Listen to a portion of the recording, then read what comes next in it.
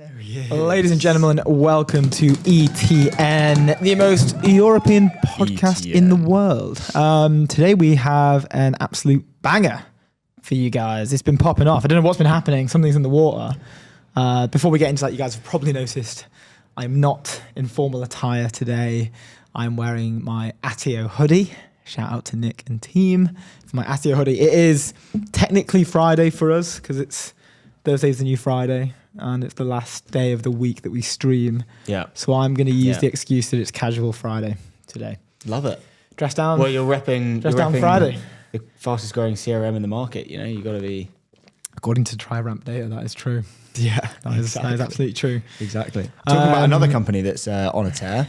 Airwallex, leave our dated business banking behind with Airwallex, the all-in-one financial platform built for the pace of modern business. Multi-currency accounts, corporate cards, expense management, online payments, all in one platform. Go to airwallex.com. That was fun. Anyway, we have a mad lineup today, which is pretty awesome. Founders of Dwelly, founder of Decagon, who I saw last night at an event. I don't know if I can say much about it, but yes, we have the GOAT, Ollie Lehman. He's the founder of AI Solopreneur. Then the godfather of ETN, Alex McDonald. He is all-round gangster and co-founder and CEO of Sequel. And then legend of the game, Mark Bargava. He is a managing director at General Catalyst. He led the round, the $93 million round at Dwelly. So it's a good day. It's a good day to be a tech I'm just bro. getting untangled with my headphones. No, you do your thing. You do your thing. But no, let's talk about the news. And I know that guy. Oh, That's what? hilarious. You know that guy? Yeah. How do you know him? He's just a mate. No way. That's so fun. There was someone also filming outside of the podcast studio in the hallway. Yeah. And Luke seems to know. You know that guy. You know everyone. Although he's not in tech, so otherwise I'd be like, yo, you got to come in and like crash the stream. But like he would talk about. But you can't because you're not in tech, so just go away. Exclusion. Pretty ruthless. The news. Wow, we've got, just straight off the back, UK-based Wayve has raised 1.5 billion, an 8.6 billion valuation. Should we just jump straight in? Are there any ETN updates that we've missed? No ETN updates, but yeah, dude, yesterday was like a mad day for UK tech. Before we jump Wayve into raising 1.2 bill. Wait, hold on. Oh. Like, there are updates, but we can't say them yet. Oh, yeah. There are some mad updates. Mad updates. 1, 2, 3, 4, maybe 5. Like 4 definitely. Yeah. But maybe a a 5, which would be mad cherry on top. Crazy update. You guys aren't ready. It's going to be good. Anyway, yesterday was nuts. Wayve raised 1.2 billion. Alika Bank became a unicorn, $1.2 billion valuation. Revolut eyeing a $1 billion valuation with the secondary sale. 100 billion. 100 billion. What did I say? 1 billion. 1. You did the thing. You did the Luke. Sorry. I think we've mentioned it on the show before. Solve AI raised 45. Hold on, buddy. You're not getting away that easily. Luke does this thing. Have we spoken about this on the show or not? Yeah, multiple times. It's like your calling card. Well, just for those who are new to the show and maybe not familiar with what I call it, the Luke effect. Sometimes Luke will either 100x or like 100 minimize some of the stats. Sometimes in casual conversations. Sometimes live on air. Well, it's crazy because Revolut raised 100 trillion yesterday, which is kind of mad. Yeah, just spreading disinformation everywhere we can. Disinformation. Everything I just said was completely wrong, by the way. There's loads of more. Like Stripe's annual valuation surges to 159 billion. Stripe Press have sold over 1 million books, which is I just think one of the coolest startup initiatives that we've come across really in general when we chatting to Sat Bowen over there, who's head of publishing and also founder of Stripe Press, and Works in Progress mag. The stuff they're putting out is so good. We need to order some hard copies actually and have that shit. If you get 6 a year and it's incredibly well priced for the Works in Progress mag. Well, we've got what, 3? I've got one for at Stripe home. Press. But the Works in Progress mag is separate. Oh right, fine. Magazine. Yeah. And it just looks absolutely stunning. It's beautiful. Dutch chip maker Accelera AI has raised 250 million, and also Colossum AI have done 10.25 million recently, literally this morning, I think it was announced, or maybe last night, from Plural VC, and also a little bit of UK government funding coming in there as well, which is amazing. You love to see that collaboration from Gov and startups. Before we jump into the first thing, please. Polymarket, the world's largest prediction market. Stay informed and profit from your knowledge. Go to polymarket.com. You love to see it. Why are you copying these? Just sort of echoing the sentiment of love for these technology companies. Bullishness of Polymarket. Let's jump into Wayve. This is an article from Forbes. Yeah, Forbes has said, Wayve is out to prove that there is another way to build a self-driving car company, one that doesn't require owning the cars, which is cool. Do you want to jump into the article? Yeah, absolutely. UK's Wayve snags up to 1.5 billion to scale plug-and-play robotaxi software. The round value is the startup at 8.6 billion. Robotaxis using its tech will go into service in London this year, and Nissan will use it for hands-free driving in personal consumer vehicles. This was really cool to see just quickly because I don't know when it's going to happen. I mean, well, later this year it'll happen because I've seen the Waymos already. I'm starting to see them a lot more. Yeah. Like previously, I think we were just seeing them in select areas. Maybe there weren't that many of them, but now I'm seeing quite a few. I'm also seeing different colors in the training cars. I just thought there was just one. They just went with white and that was their thing, but I've seen some all blacked out ones as well, which is pretty cool. I haven't seen a blacked out one. I've seen a grey one. Have you? I didn't know they were doing... I'm pretty sure I saw a grey one. But maybe that's just a dirty the training. Which is covered in mud. Clean your cars, Wayve. Yeah, come on, guys. I think what is going to happen to London when Waymos and Waves are driving around? I just in that article when they were like that Royal Lee one. Where is it? Let me try and find it. Here we go. Yeah, the motionless people drooling on the sidewalk. The Waymos whooshing around with no one inside. A kind of pervasive mindlessness. Is that what London's going to turn out like? I don't think so. We don't have as many people on fentanyl there as well, which is something to be considered because I think it comes up quite a lot in that article. That's true. That's true. But have you walked through? Have you been to SF or no? I've never been to SF. No. But walking through. I've been to like Austin, which is I guess it's not similar, but like it's has Waymos driving about. Well, that's what I was going to say. With the walking, like all the people on fentanyl walking through that area of the Tenderloin, it's nuts. It's honestly one of the most nuts things I've ever seen. Like it's a weird thing to experience to go through it. That aside, where were we on the article? Wayve is out to prove that there's another way to build a self-driving car company, one that doesn't require owning the cars. London-based autonomous driving startups said it's raised as much as 1.5 billion of new funding to scale up global operations as robo-taxis operated with its software go into service later this year. And automakers, including Nissan, offer it in personal vehicles beginning in 2027. I'm pumped for this. I'm not sure if the public will be ready for them. Agree. Well, so Uber have obviously they're like backing Wayve, and everyone will be able to order a Wayve, I assume, through Uber. I don't know if there'll be a slower rollout or whether it will just be kind of on one day you're able to order a Wayve. I'm not 100% sure. So I think they're licensing the software out instead of actually. But I mean, in the actual rollout, like, will they just turn on the taps and be like, Waves are now operating in London? I think so. I think they just come out at 8 a.m. or whatever, 9 a.m. on that. Everyone's just say Monday morning. You see the Wave HQ. They open the doors and you just got these waves just all like pouring out. The swarm of cars come pouring out. Yeah. Maybe a lot of traffic on the roads that day. People might actually just get on the tube instead because it's going to be kind of busy. Mate, I'll be in a Wave. Surely, I'll be in a Wave. I'll definitely. Maybe we can collab on that. But the co-founder and CEO Alex Kendall framed the raise as both capital and cover. The additional funding sets us up for a position of strength with a balance sheet that our customers can trust, that we can be in a sustainable leadership position in the industry for years to come, he told Forbes. Along with money, the round brings strategic ties with Microsoft, Nvidia, and Uber, and partnerships with 3 of the 10 largest automakers, Stellantis, Nissan, and Mercedes. So that Mercedes is getting the money is great. Yes, they'll probably have to raise more in the future. Because I think it says further down. Waymo announced 16 billion to grow its global operations the other month. Yeah. And everyone's getting stuck in. Toronto-based Wabi, I think I'm getting that right, Waabi. Wabi, do you think? Yeah. Wabi goes. A robot truck developer has raised $1 billion, said it too is entering the robo-taxi market in a project with Uber. It seems that this is, not that it's not, it's actually happening. I think it'll be a nuts experience when we actually get to like get in one and drive them. I remember when, seeing people react in SF when the Waymos were getting rolled out. I was lucky enough to like be around like at that time, luckily.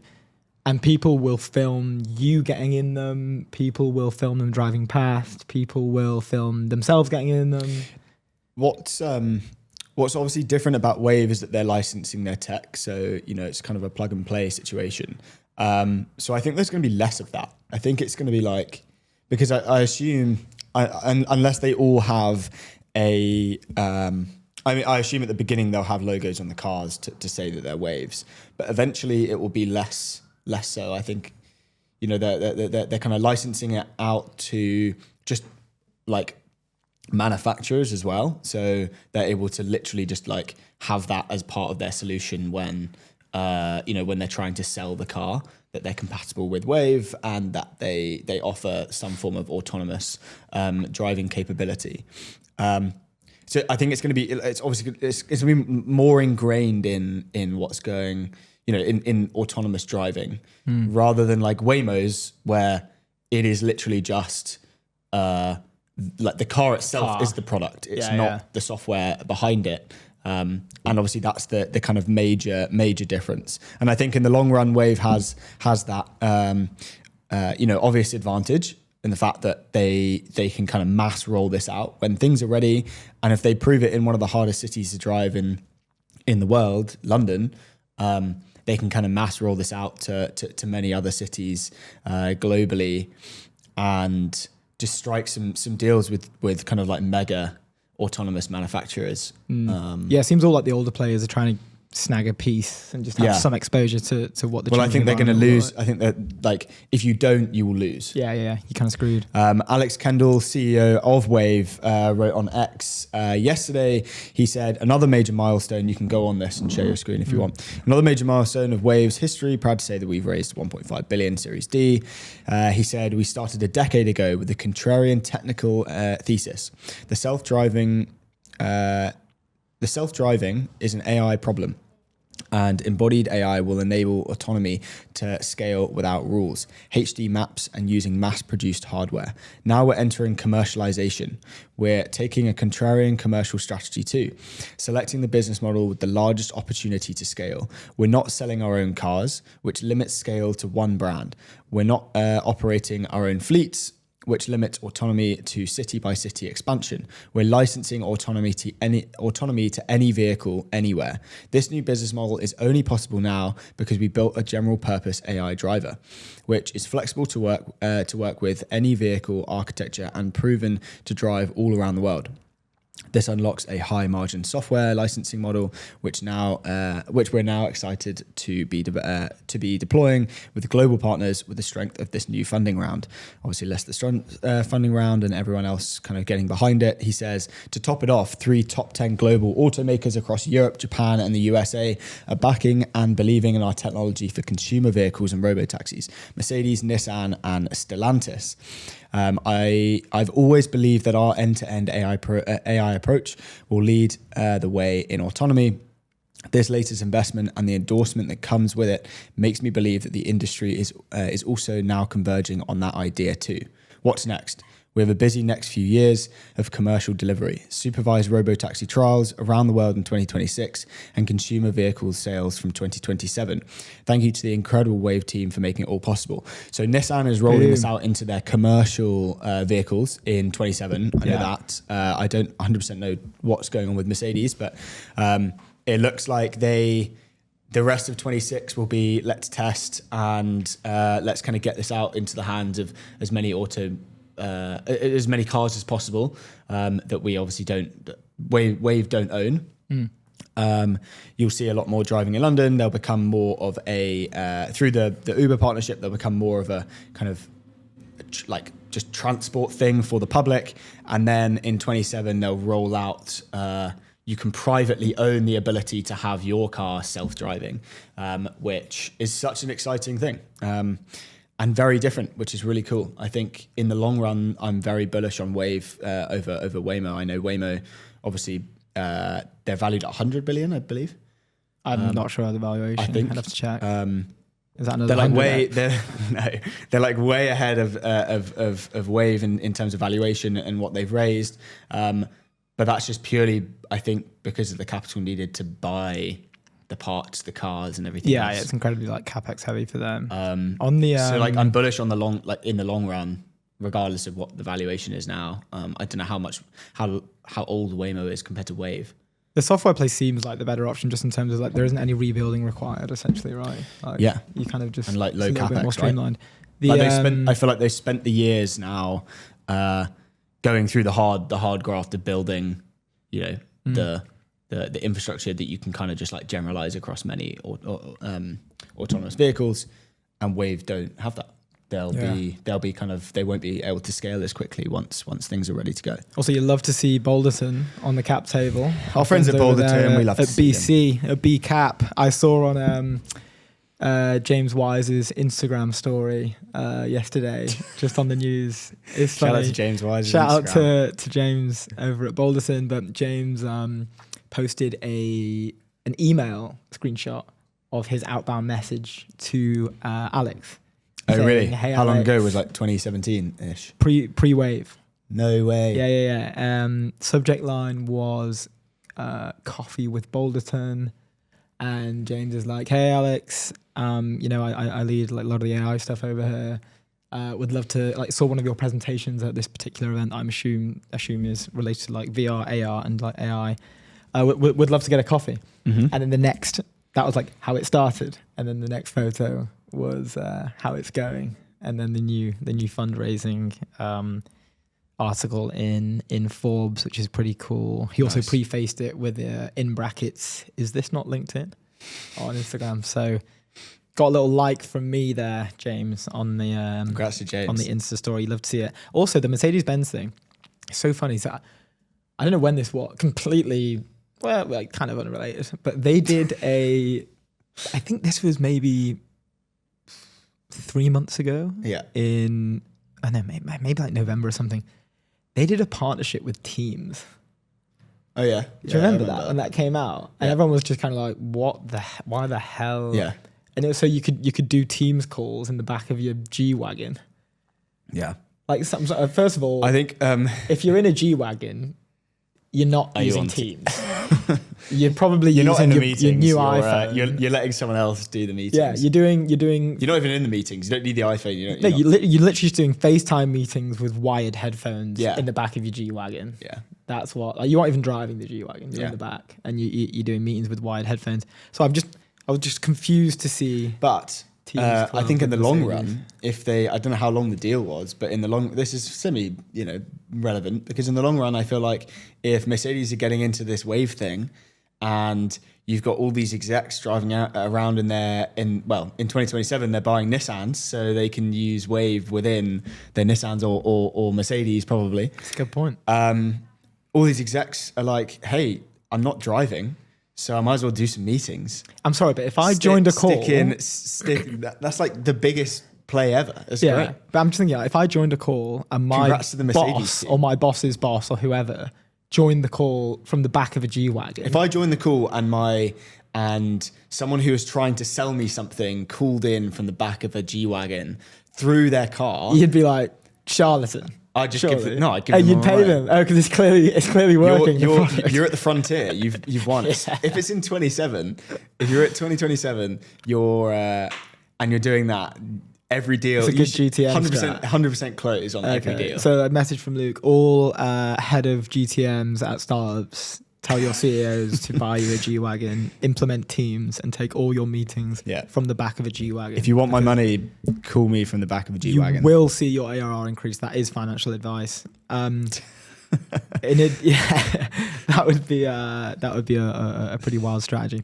But if you think about it, they're at the frontier, right? They get it. They understand what's going on. You know what it reminds me if of? if they can figure out that them using Teams in a Mercedes is like a good green light, they can figure out how to make me more money. So yeah, no, that's fair. But I will say sometimes it can come across in the wrong way. And the example I'll give is, I feel like if you're in a shirt with like, if it's like a, I don't know, if you're in a linen shirt and every button is down, you've got these shades on, like most G-Wagon people are. Yeah. You obviously don't want to be doing that. You want to be, dressed appropriately. Yeah. But it reminds me of the Brewdog founder, who I think he's just been done for like fleecing all of his investors, maybe. I don't know if he's done. I can't remember. Not done. But everyone was like, "Dude, what the hell?" I think all of their like because didn't they crowdfund? They crowdfunded. A lot of their crowdfund investors are just like standard normies who thought it was a good investment, and maybe it was. I don't know. I think they were meant to have made a multiple on their investment, but they didn't. But they made like I remember seeing a BBC thing article, which is just so awful from the BBC, but it was like this guy who lives in like a pretty standard house, maybe 500k worth house, whatever, in the suburbs of some form of city, and in the UK.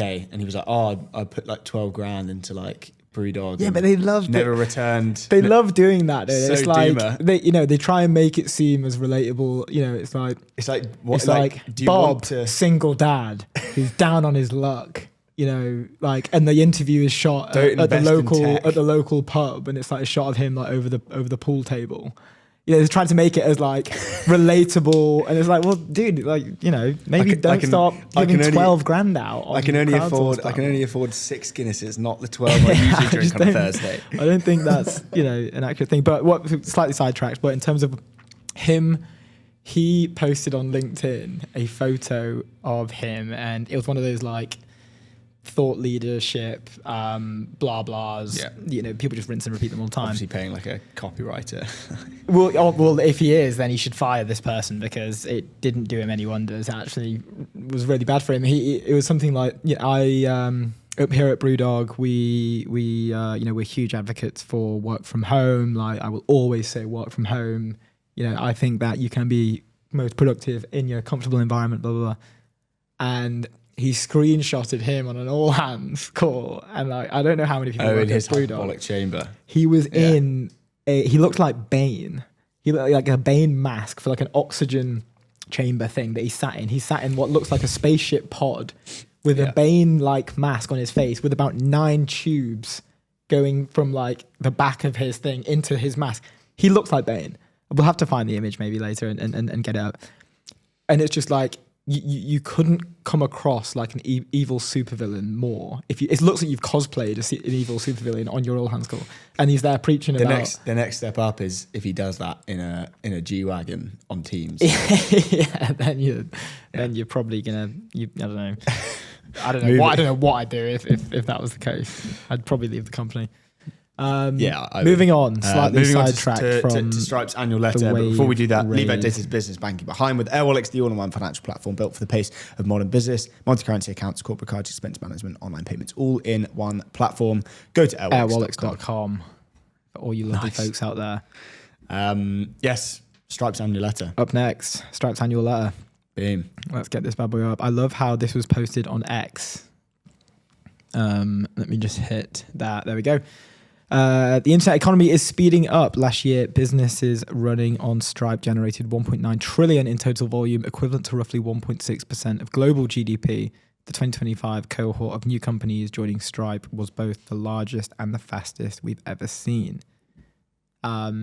It's no sort of surprise that they're on a tear. One of the darling childs of the community in tech, and the fact that they're writing this annual letter from the company account as an X article, I think, is just a small example to show how tuned in they are to the community. But we can just go on the intro, basically. Dear Stripe community, last year businesses running on Stripe generated 1.9 trillion, volume up 34% from 2024, the equivalent to roughly 1.6% of global GDP. That alone, I know we've spoken about it before, but that in itself is one of the craziest startup stats I think is out there right now, to be honest. 1.6% of global GDP is running through Stripe. Our programmable financial services now power more than 5 million businesses directly or via platforms, including all of the top AI companies, many of the largest blue chip companies, 90% of the Dow Jones Industrial Average, most of the biggest tech companies, 80% of the NASDAQ 100, and a significant fraction of freshly minted startups. 25% of all Delaware corps are now created with Stripe Atlas. Beyond payments, these businesses are using Stripe to accelerate their growth and billing and subscription management, tax compliance, fraud prevention, embedded finance, global treasury management, and much besides. Over 200 million people. Stripe remained robustly profitable, allowing us to continue investing heavily in product development with more than 350 product updates last year. Some other things about what they're doing. This whole thing was just like a really fun read, culturally relevant, but I just think they've done it in a really fun way, which is kind of nice to see. And the valuation is just absolutely crazy. Including, for me, obviously this is like great news, great company, great results. The Stripe Press $1 million sold thing is just one of the coolest initiatives that we've seen from a startup. When we had Sam on and he was telling us who is head of publishing at Stripe, and he was breaking down why they do it. Their thesis around like trying to increase global GDP through providing access to knowledge was just, absolutely nuts. It's like a beautiful like sum up as well of their mission and what they're trying to do and everything else in between. It's like, it's very cool. A few examples from Stripe Press as well. These are the books that they are referring to that they've sold over 1 million copies. Luke has got the Munger one over there. This is Elad Gil's High Growth Handbook, scaling startups from 10 to 10,000 people. Let me just put this back over there without knocking over my little figurine. Nice. Next on the docket is Revolut targeting $100 billion valuation, not 100 trillion. They are sure. They're doing another secondary sale. It did a secondary sale, I want to say about 6 months ago, at a $75 billion valuation. There was a sifted article posted yesterday, and it reads, last year, the fintech became Europe's most valuable scale-up following a series of secondary transactions that priced the company at $75 billion, up from $45 billion in 2024. Investors have been pushing for a new share sale that would value Revolut at $100 billion, so they haven't obviously done it yet, according to people familiar with the matter cited by Bloomberg. Deliberations are still ongoing and no decisions have been taken over the size and timing, the people said. It's cool to see another secondary sale. Obviously, we've been talking quite a lot to people on the show about They're rampant. They're rampant. They're running rampant through the ecosystem, and I for one am here for it. I for one think that we should do a secondary share sale here. ETN. Nice. Load up those bags. Yeah. Just fly off. Yeah. Yeah. It's so good to see. I wish these were more popular when I had a job in an enterprise tech company. It's kind of like I feel that other tech companies that are like, what was it? Who was what was it? Was it Datadog or something who like announced like a Series F? Yeah. And the employees are probably sat there like, come on guys, can we please just do something already? Like either IPO, like secondary share sale, like I'm literally like a trillionaire in paper money, in paper valuations. Can we do something about this? But I like that this is getting more, it's becoming more common. I was going to say though, I swear, wasn't Nick rumored, potentially covered by Sifted as well previously, I think it was a Sifted article, was rumored to be moving to Dubai? I think he moved and he moved back. What he did a little. He moved and then I think he did back. go, or yeah, he did go. Did he say he would go? No. I think he did go. Like as in, like he moved his, I guess, citizenship to the UAE.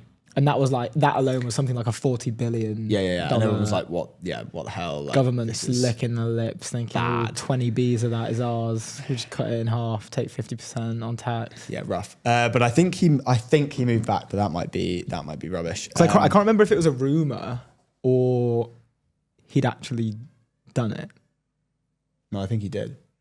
and then just came back?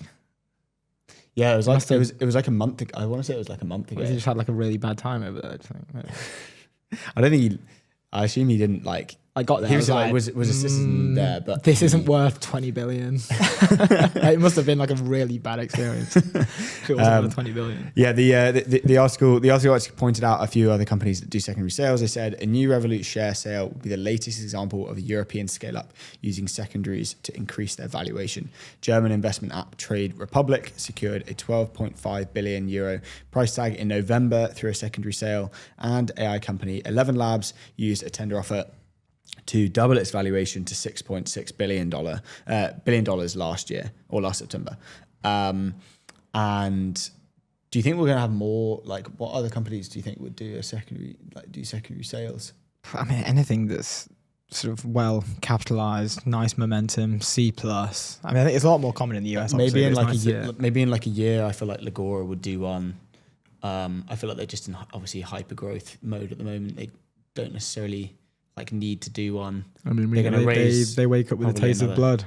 Yeah, they're going to raise more money probably soon. Yeah, what was that article? I can't remember. Was it? It might have been. They're going to raise 400 mil. Forbes. Yeah, I think it was Ian at Forbes who wrote that. Yeah, rumoring their $400 million raise, just coming weeks after Harvey announced theirs as well, which you love to see. You love to see this competition. It's good. Head to head. It's good. I remember Harry Sebbings was saying that he'd love to see like some sort of like competitive US versus EU frontrunners kind of dual podcast in a way. Like not like and like doing two separate interviews but getting both perspective, which he's done with Legora and Harvey, to be fair. But imagine like an indirect like a battle. You know, when like boxers sit down before the fight, yeah, and they have one of those like obviously just to try and provoke one into a reaction. I'm not saying that there's going to be fisticuffs for for these tech founders, but it would be quite interesting to see what the dynamics are like when they sit down in the same room, right? Because they're both it's good. They're probably competition is good. Probably both insanely similar individuals with the same knowledge base that they're working off, just like slightly tweaked for different geos. Yeah. So I'd assume that they probably get on quite well. Yeah, I doubt they're friends. But they probably don't talk that often, no. But hey man, how's it going? Yeah. How's yours? I'll show you mine if you show me yours. What's going on over there? Yeah. I don't think they. Should we go for dinner? And it's like, no, maybe they do. I'm in the office. Maybe they do. Maybe. I mean, Max did say that the team wake up with the taste of blood. So if you heard that, you probably wouldn't be like, yeah, I want this guy to be my friend. Yeah. You probably you don't want to be going for dinner with that. Maybe one will buy the other. Who knows? But I would love to see it. Yeah, it's definitely interesting. It's I think they would do one. I think what the European company would do one. I think 11 Labs will do another one this year. Have Synthesia done one? No. Yeah. I don't think. No, I don't think they have. I can't remember. Can you check? I'm checking. I don't think they did because they raised recently. I think when they raised, they did a tender as well. Oh really? Yeah. Yes, they did. They did in conjunction with their 200 million Series E. Oh, nice. Yeah. Victor and team sorting everyone out. There you go. You love to see it. There you go. You love to see that. Yeah. Anyway, so that's Revolut. That would be quite interesting if they do that. I don't know, fairly soon. That'd be cool. And Europe, it has a new unicorn. Alika Bank becomes Europe's newest unicorn with 155 million Series D. Founded in 2011. Wait, we have to play the trumpets for a new unicorn, I think. Hey. Ooh, they're not working. I'm not sure if they're Founded working today. in 2011, Alika Bank is a London-based digital bank catering to over 30,000 small and medium-sized businesses across the UK. The neobank topped Sifter's 250 in 2024 and a ranking of 250 fastest-growing startups in Europe in order of highest compound annual growth rate in revenue over a 3-year period. So I remember. Sorry, quickly. I remember seeing their growth rate. They've been growing insane for like the past. I think it says 3 years. But I remember seeing in 2023, I think 2023 or 2022. I can't remember which one. There was they topped, I think it was another sifted thing to be fair, but they topped some sort of sifted chart amongst like how fast they were growing. And I was working at Pigment at the time, and they were in my market to try and sell this Pigment to. So it was like when I started my career in tech. And I remember like doing loads of research on them and like crafting this really nice message and thinking like, this is gonna land. Like this is definitely gonna get me a meeting. You know, everything's right. Like they're on like a legacy software. I've seen that they're hiring for FP&A professionals, which is usually like a signal that like they're about to sort of maybe revamp internally, change the software, you know, streamline everything. It's your time to shine. I was like, it's perfect. Yeah. You know, told the boss, in the stars. Prezi Club, I'm ready for it. This one's coming at you hot. And I ended up sending them like 30 emails. Never got a response. So apologies for that, for my harassing you guys over email to buy Pigment at the time. But good to see you shining. Good to Indeed. see the growth has continued. The CEO, Richard Davies, said, we're building the category-defining digital bank for established SMBs, and we're excited to be taking our proprietary platform into new markets. The Series D investment is a major vote of confidence in Alika's strategy and performance. Congrats to the Alika team. Very, very cool. New unicorn. We love to see it. That's another one. By the way, this all happened yesterday. Like, pretty much, I think all of it that we've just talked about. Yes. It was Alika, Revolut story, the Wayve story. We had Beyond Math, I think it was called. They just did, I believe, they just like launched out of stealth, which is cool. Nice. Yeah, wild. Yeah, it's been really Fun it's been times. heating up, which is amazing. You love to see it. Yeah. And also Dwelly, who's on the show soon. Should we just quickly talk about Dwelly? So General Catalyst backs AI property roll-up Dwelly in a £69 million funding round. They're basically like an AI-enabled like property management company.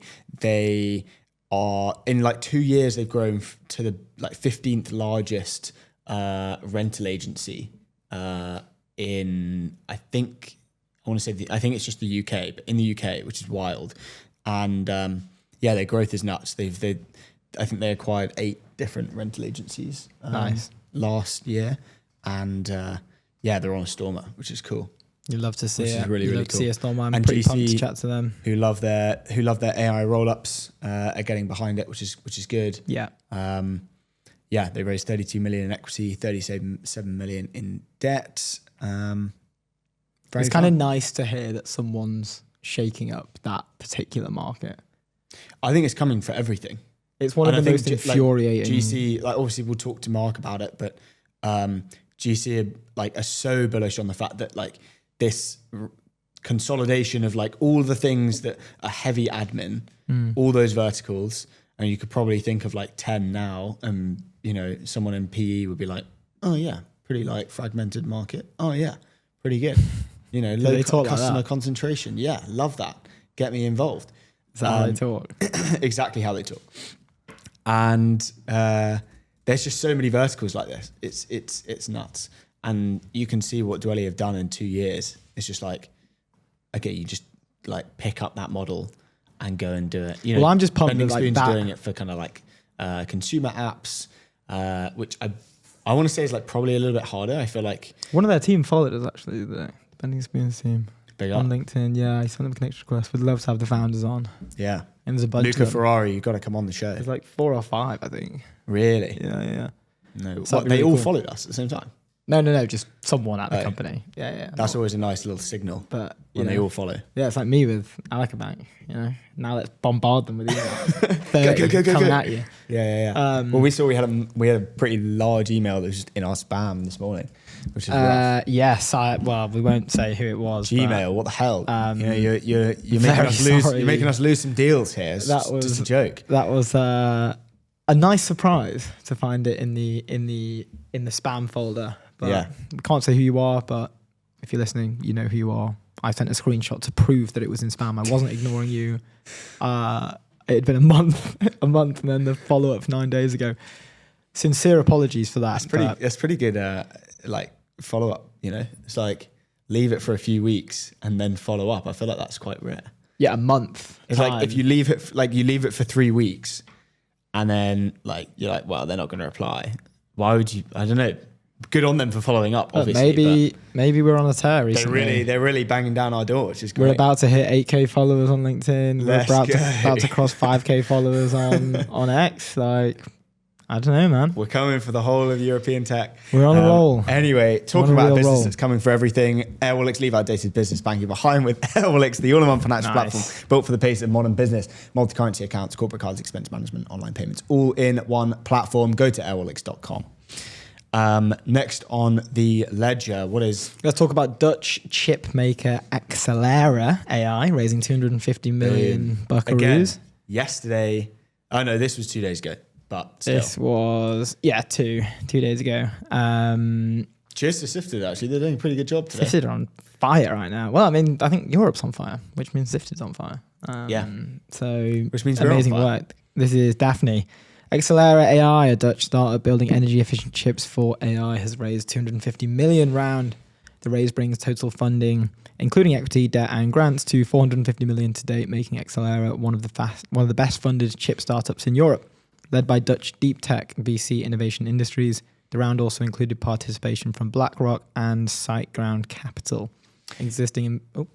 I just want to say, I want to get your take on this. Please. So the heading of the article is AI chip startup Accelera AI raises $250 million to take on NVIDIA. Is that the right thing to say? Well, we know why that's the title. You know, we're both copywriters. Well, yeah, fine, but like, come on, guys.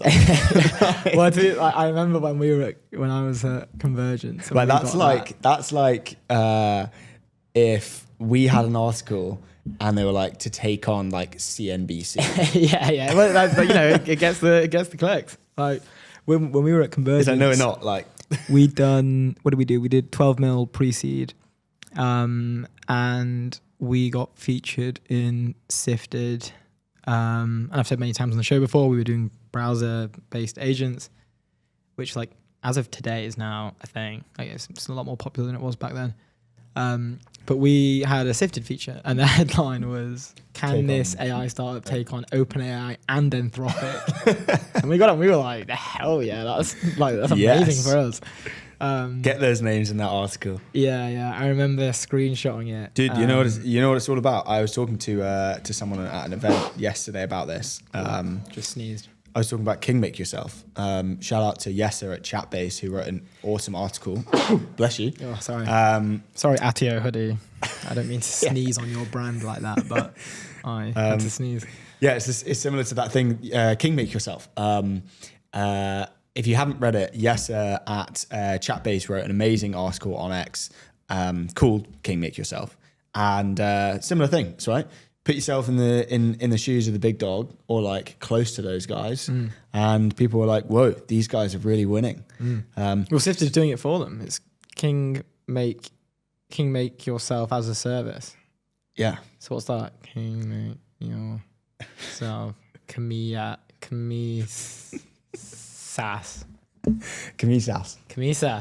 King Make Yourself as a service. I like that. I think that's a new term. Are we coining? I think, yeah. Keymass. Well, I'll coin it. Okay, you do your thing. I authored that. Do you think? I won't put it in the history books. Happily, I won't say anything about you that. can be co-author if you want. I don't want to be. Okay. You don't want your name associated with that. No, that's fair enough. What's our next port of call here for the news? For the ledger, we could touch on Colosseum. Yeah, let's do it. We've got Ian Hogarth's let's do that. Write-up That was cool. On what they're doing. Yeah. I'm just gonna go on that. Where are you? Here we are. So let's just talk about what Colosseum have done. So Colosseum, they launched the future of compute and AI is heterogeneous. The future is being built by Colosseum. Today we launched the new breakthroughs made possible by heterogeneity, the new scaling principles, and a roadmap reimagining compute and AI infrastructure. Ian Hogarth, he is a partner at Plural. He's a founding partner at Plural. I know that. I don't know if he's like managing partner. I'm not too sure, but absolute gangster. Yeah, he's chair of UK AI Security Institute, and he was the co-founder of Songkick. Yeah, he's a nuts guy. He goes, today at Plural Platform is investing 10.25 million into Colossum AI, a startup building a new class of companies to enable more diverse, powerful, and efficient compute, unlocking entirely new kinds of AI systems and discoveries that today's hardware paradigm will never deliver. And he's gone old school as well. He's gone old school with TweetThread, which I like. This is nice, with the 1, the 2, the 3. And now we go on. The infrastructure build out behind frontier AI is one of the most impressive engineering feats in modern era. But if applied AI scales with more complex and varied architectures, I believe the compute stack of 2035 will look fundamentally different from that of 2026. In 2026, control of AI compute is concentrated into the hands of 3 dominant full stack solutions: NVIDIA, Google, Huawei. This infrastructure has been built on the assumption that a homogeneous system scaling a single model on identical chips will deliver ever greater capability and intelligence. But real-world problems are heterogeneous, requiring different capabilities to solve complex tasks, meaning we will increasingly use multiple models optimized as a system rather than one homogeneous model. And he goes on. I mean, the headline for this was really cool. It was Cambridge neuroscientists, Cambridge PhD neuroscientists take on. I mean, it was another take on NVIDIA type of thing. I can't remember who. It's our favorite. Yeah, I think it was Fortune that broke the news, and then also tech.eu had a piece in it. But it's just I like to see more. We're seeing a lot more of these. One in Europe, but specifically in London as well. It's starting to kind of cement itself as definitely a global player, but I feel like it's getting a lot more attention than it has been in the past for what's coming out of the space, especially that tiny triangle in King's Cross where it's the Google, Google, then DeepMind, and then I think Facebook, Meta's building one of the biggest offices. I want to say in Europe. Yeah, I think it is for a tech company, but maybe that can't be right. I think it's full, hands down. They have a basketball court inside. Yeah, they have I think it is the biggest office in Europe. Because I know a guy who knows a guy. Nice. That was working on it. He's building it. Not physically with his hands. Oh right. I think that I know a builder who is building this thing. It was he knew someone who knew someone who was doing the development or whatever. Nice. But they have a basketball court, and I think they have. It's a good way to get some alpha is know some builders who are building the AI labs. You see, this is what you got to spend your time in the pubs. Physically building the AI labs. Eavesdropping. With brick and mortar. You've got to be eavesdrop maxing. That's what you got to be. Go to the pub on your own, get a pint, and just sit near a group, but not too near that looks kind of suspicious that you're probably eavesdropping. Yeah. So a fair distance away where it... Maybe don't wear a hoodie that has a tech company plastered all over it like you are at the moment. Maybe wear... Yeah, maybe. I think a tech company would be fine. It'd be more if you had a badge I am a journalist or something like that. Or I heart journalism t-shirt or something. I heart eavesdropping and journalism. But we're not journalists, so it doesn't matter. Yeah, we're not. We don't. We just commentate and distribute. We're commentators and distributors. There was something... I actually talked to Jesse at Decagon yesterday last night about, because he was saying, oh, my office is in St Pancras area, and I was like, oh, no way, so is mine. And what they have an office in... no, I want to say it's a co-worky. No, actually, no, they have an office. They've moved over to London, right? They're starting to build their London hub here. And it's already gone ahead. Yeah. Oh, I wow. think so. Awesome. I don't know if it's their I don't know if it's their final office. I'm not actually too sure. I think it is. And I was like, oh, it's you're in the perfect place in London. It's one of the only places in London that you can walk around, and someone said, you can go to Soho. That's fairly similar. It's well, yes, but then you've also got a ton of asset managers. You've got a ton of VCs. I don't think Soho probably a lot of investment managers, a lot of good bagels though. Good bagels, but not necessarily all tech companies. Yeah. Well, maybe there are some good tech. I don't know. But I mean, frontier tech companies. I mean, you want to be in that little AI golden labs. triangle, right? And I think Jesse and team are in the golden triangle. That's where you got to be. So you got to be, if you're doing AI stuff in London, you got to be in King's Cross. Exactly. You also got to be the reason your fund wins the deal of the decade. Go to trispector.com, harness the power of live data and AI-driven analysis to outsmart the competition and make confident decisions in private markets. Go to trispector.com. Yeah, they have a cool ticker down there. Yeah, that was pretty good. Effortless finesse there. Yeah. Real nice work. Exactly like that ticker as well. If you want to, that's effortless finesse. Those tickets. Yeah, that's what we call a professional ad read right there. That's someone who's honed their skills over time. You've heard of the 10,000 hours. Talk about 4.5 months. Yeah, 4.5 months. Just not. That's what Luke does. He goes home, just sits in front of the mirror all day, all night, and he just keeps saying these ad reads back and back. Ad read. What's that thing? Fear not the man who knows 10,000 kicks, but the man who knows.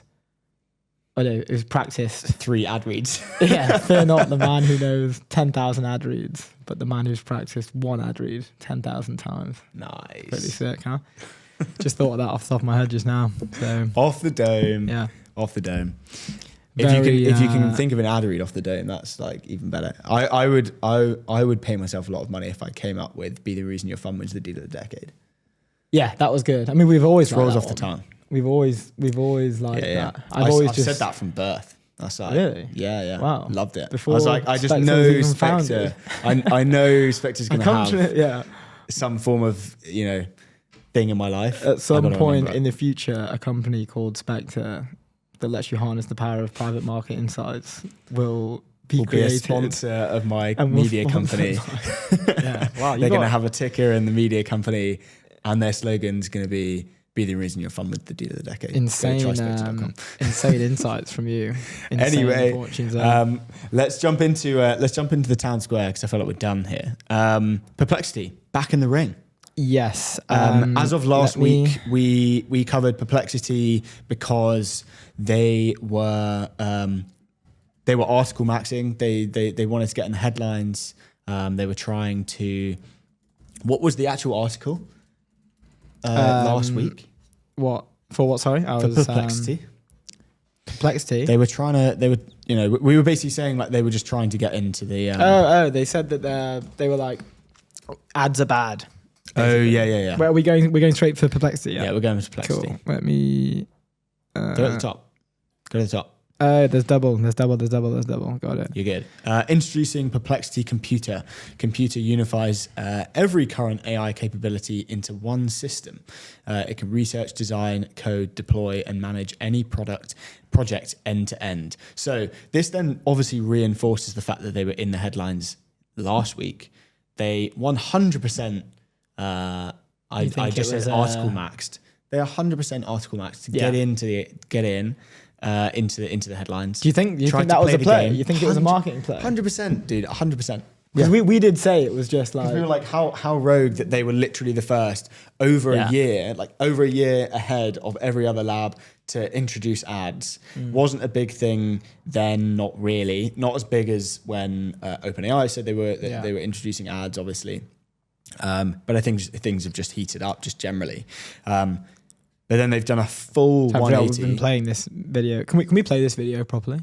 Yeah. I mean, we can try. I want to hit this and just see. This is really. I have questions about this. I watched it last night. Go for it. Yeah, that's working. I can hear it. Very relaxing music. It's almost like a meditation app a little bit. I was getting a bit loud now, actually. And I'm awake. See, it's like. Take a deep breath.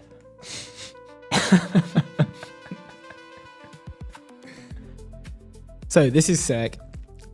I think that they should just solidify their position and just go full blown into finance and just make this like some sort of finance agent. Really? Which is kind of what they've been doing anyway. Well, right? Microsoft have that co-work ad out. Have you seen that? I'm not sure if I did. Go on to... Wait, I want to finish this. Or Copilot. So this is all cool, but like look at the prompts they're doing here. I'm going to pause it here. This one, because I'm a content creator, not an investment banker, is particularly interesting. And I saw someone retweet this and like, did I just see it? Find and clip a video. And they got like 1 million something impressions. The prompt here is download the latest Dario Duarkesh podcast. Find the section where Dario discusses model differentiation. Extract that clip. Make it vertical for TikTok and add captions. So that's the prompt. Pretty nuts. So if this, and like, don't get me wrong, I think that a lot of the labs with launch videos, it kind of, I mean, no, with any launch video really, for any tech company, it's usually let's launch this video and show examples of the product doing the thing we want it to do, not what it actually does today. And it's like, yes, maybe there's been some internal testing or whatever, but it's usually an oversell and then an underdeliver. I'm not saying that's what they're going to do, but I'm saying that's how usually it goes down. But watch it, again, this is just like a nice UI and a nice, graphic video. But it's saying that it can just go ahead and from a prompt, find a specific part of a podcast, full length, hours long, I'm assuming, and then clip it up and ship it to you on a plane. Easy. But that's mad. But that for me is like... But you just said 5 minutes ago that you wanted them to go full-blown Excel mode. No, I think they should. That should probably be the thing that they do. I mean, that's probably got more TAM than, there's some little consumer agent that can clip up videos. I assume so. I mean, you've got those verticalized startups. We've had a few of them on who kind of just sit in... who just sit in Excel and help you build models and everything else. Yeah. Well, I think when they're talking to investors, it's like, okay, guys, we've got two options. We can either target a select few of like small content creators that want to use this consumer agent, or we address the whole finance industry for replacing Excel. Jesse had a really interesting point yesterday, and we'll talk to him about it. But he was like, if you're gonna, he was like, I don't care about AI wrappers, and I don't care if you have an AI, like if you're building an AI wrapper, but just make the wrapper like thick enough. So like if you have a thin wrapper, you can wake up and a big model maker will just wipe you out, kill you. Yeah, but if it's thick enough, like go and do your thing. Crack on. Exactly. Anyway, first on the show we have I think. Ilya, can you hear us? Yes, I can hear you guys. Awesome. How's it going? Hello.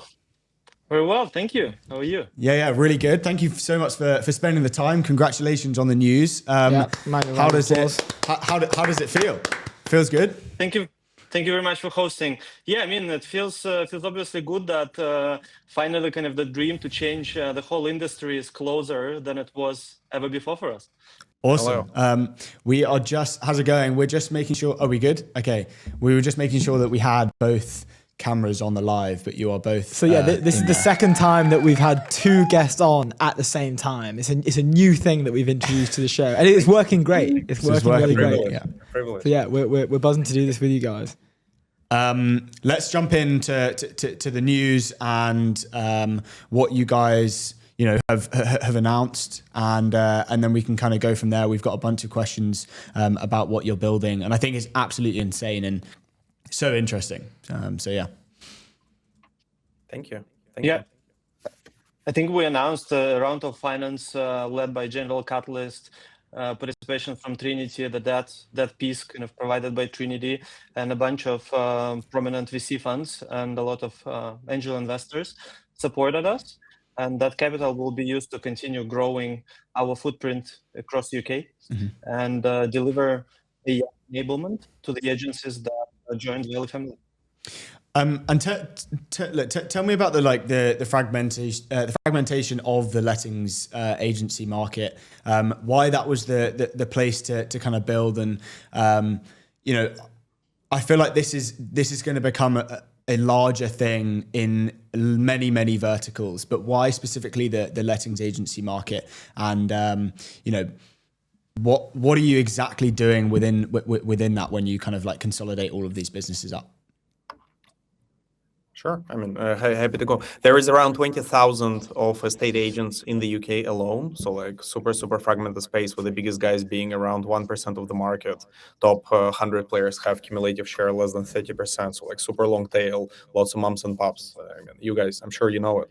And I think that, kind of, even though we're pioneering the kind of AI roll-ups in Europe, and I think we're effectively kind of one of the first ones, or maybe the first ones to start, I think that we didn't come to that with a standpoint point of like, hey, let's go and do AI rollups, right? Because I think that when we were starting end of 2023, I think it was around 150 kind of VCs and Ps and everyone that passed on us because like no one was understanding what AI rollups are.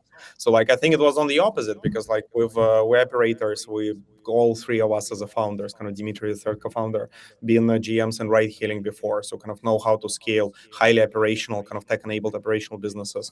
And then after that, kind of Ilya and Dima already once built a very similar business in another geo in Eastern Europe that effectively served as a kind of foundation for what we're building now. So I think it was not the approach of like, hey, AI rollups make sense, let's kind of go and do AI rollup, which category best to do. I mean, no one knew what AI rollups are. Rather was like, hey, kind of how can we transform the letting space? And I think the only way to do that is by acquiring kind of existing companies and in the way of buying their customer base, because effectively the customers, landlords in this case, are very, very sticky to the existing agencies. That's why kind of the only way to really distribute this transformation to the hands of the customers at scale is by acquiring existing agencies.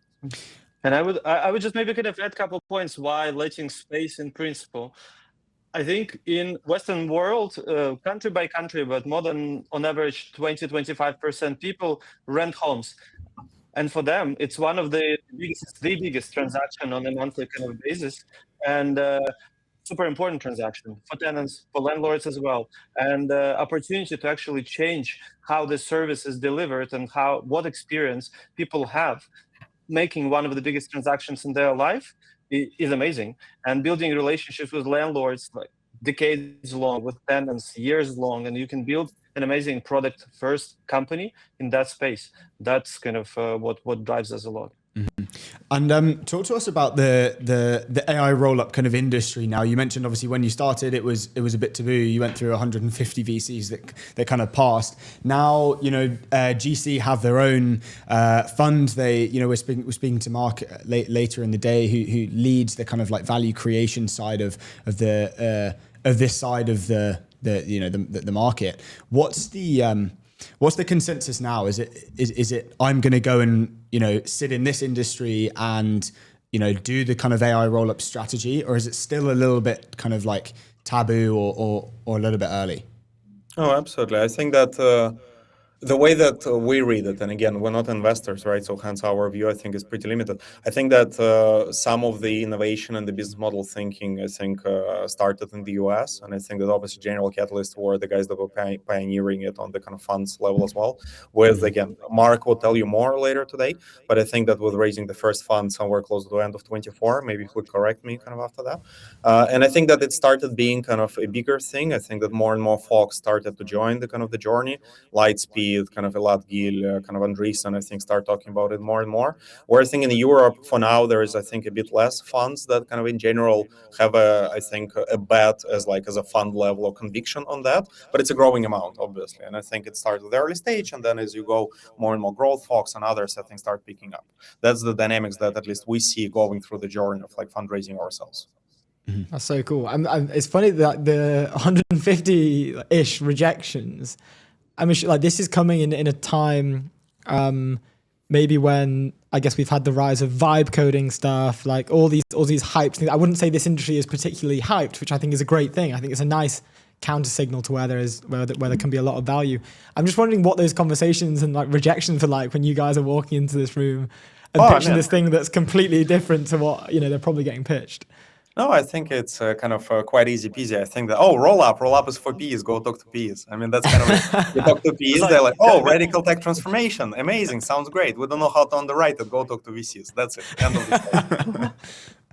But I think kind of it was rational kind of back then 2 years ago to say that roll-up is not a VC game, because it is quite a controversial kind of line of thinking. In a traditional roll-up play, the integration is a very kind of slow, difficult, and very important process, and the value creation comes from just efficiencies of scale. In AI world, value creation comes from automation of very redundant kind of archaic processes and freeing up people time to either kind of grow the revenue or kind of improve the level of service. And this is a completely different value creation. And at the same time, given that the whole model is purely kind of tech driven, the scalability is way much faster and easier. And to understand that, you need to see kind of proof points. And we being one of the first AI rollups, when probably people were not even calling it AI rollup. We were just AI enabled agency that was growing through acquisitions as we positioned that. I think it was just controversial back then. And when more and more people realize that actually it is VC game, because scalability is not an issue and value creation is not just efficiency of scale, now it clicks.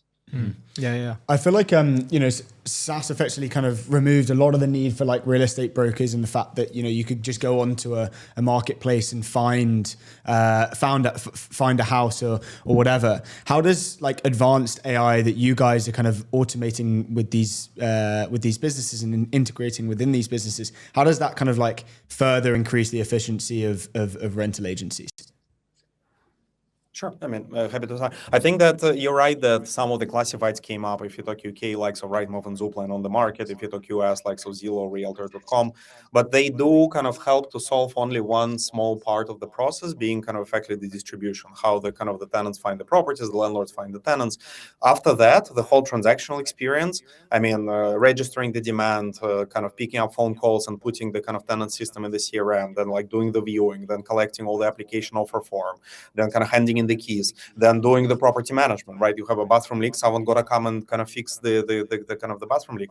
This is the type of the things that effectively kind of agency is exactly in charge of. So kind of, yes, distribution is solved, but then you have the transactional process.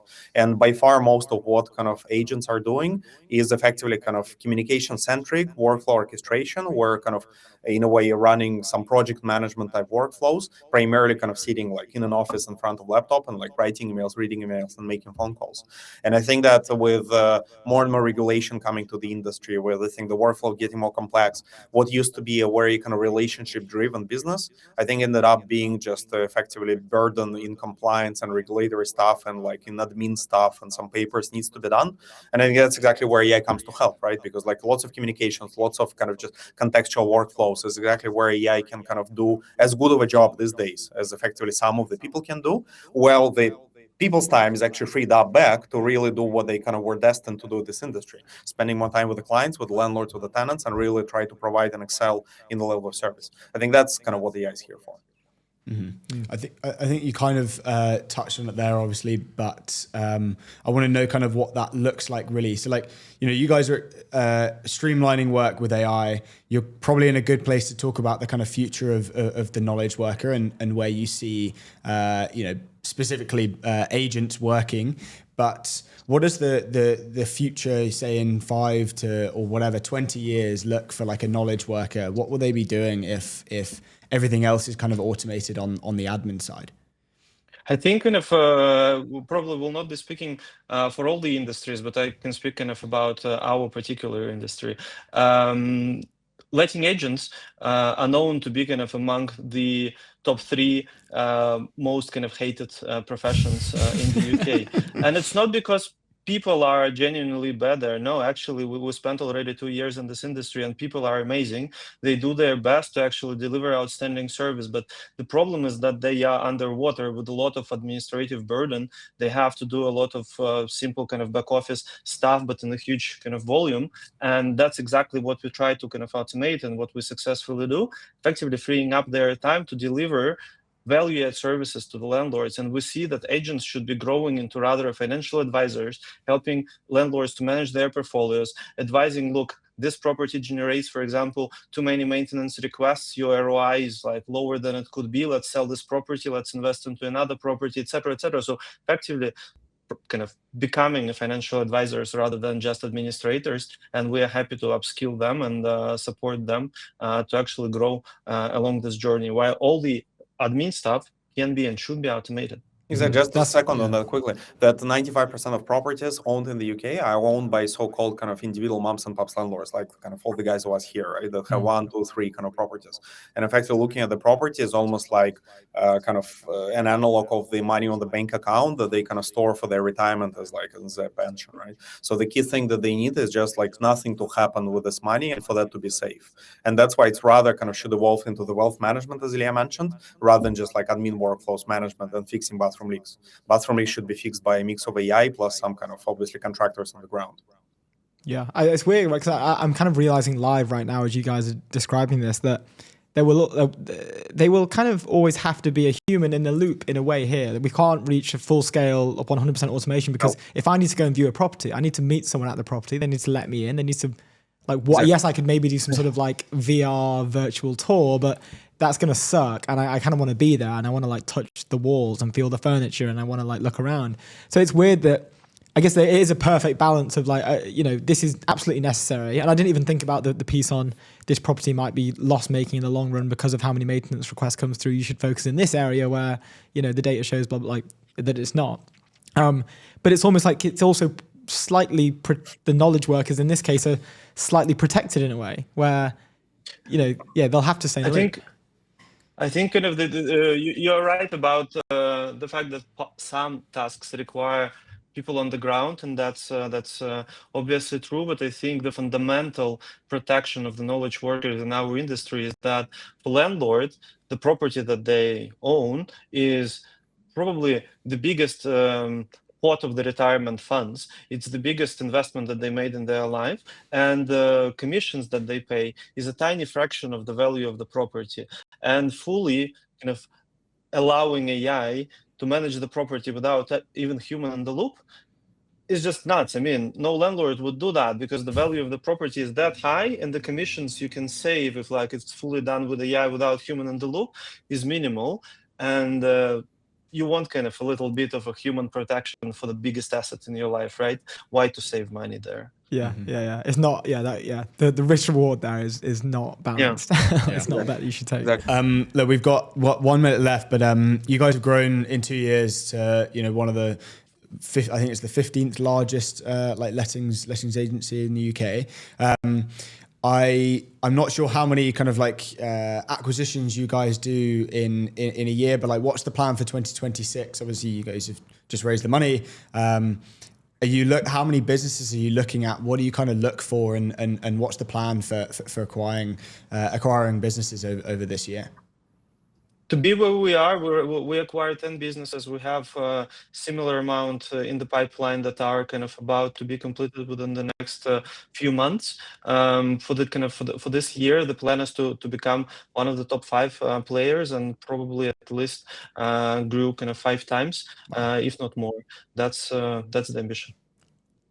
Let's go. Short and sweet. We love to hear it. That's mad. We are at time, but guys, thank you so much for joining us on this, what I'm sure is an incredibly busy day. Thanks for making the time. Thank you for hosting us. No, all good. Our pleasure. Congrats again, guys. Speak soon. See you later. Bye. Have a good one. Bye-bye. Mad business. That's awesome. Mad business.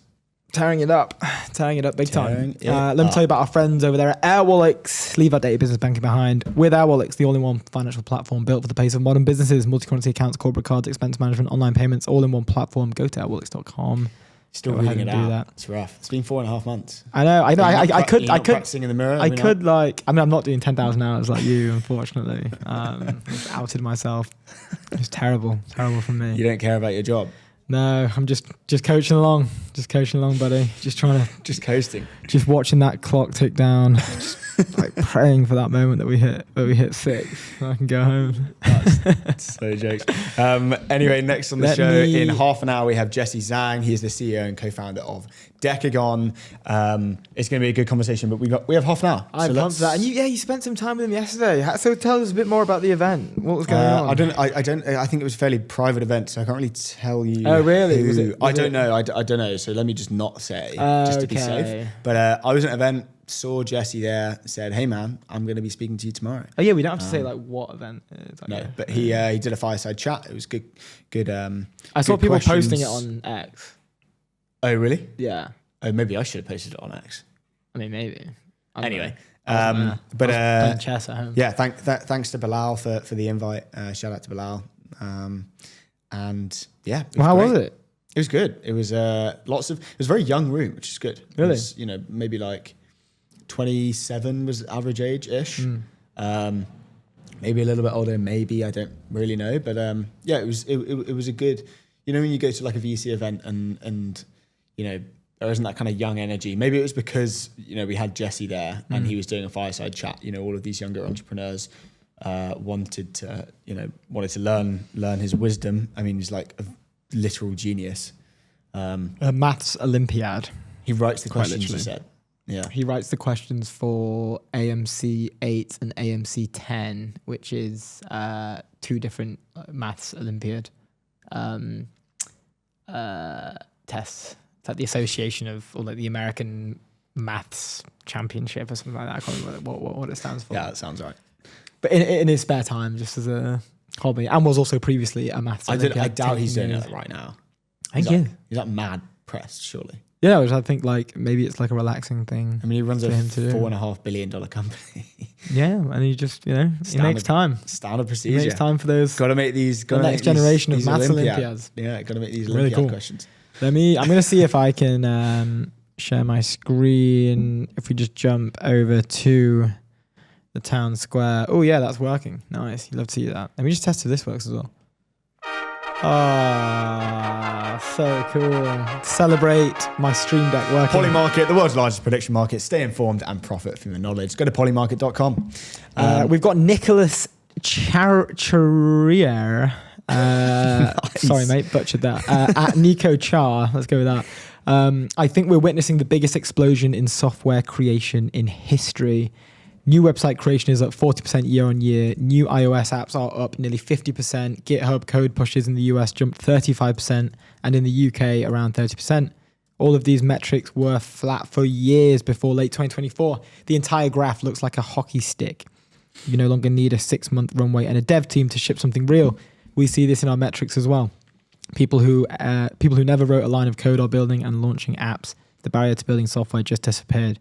What matters now is knowing what to build and the taste to build it right.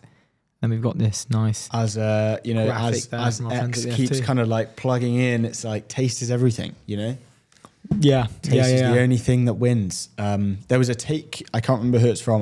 We were talking about it before the show, but it was talking about how words are going to be like the next. Was it? Oh, it's Peter Thiel.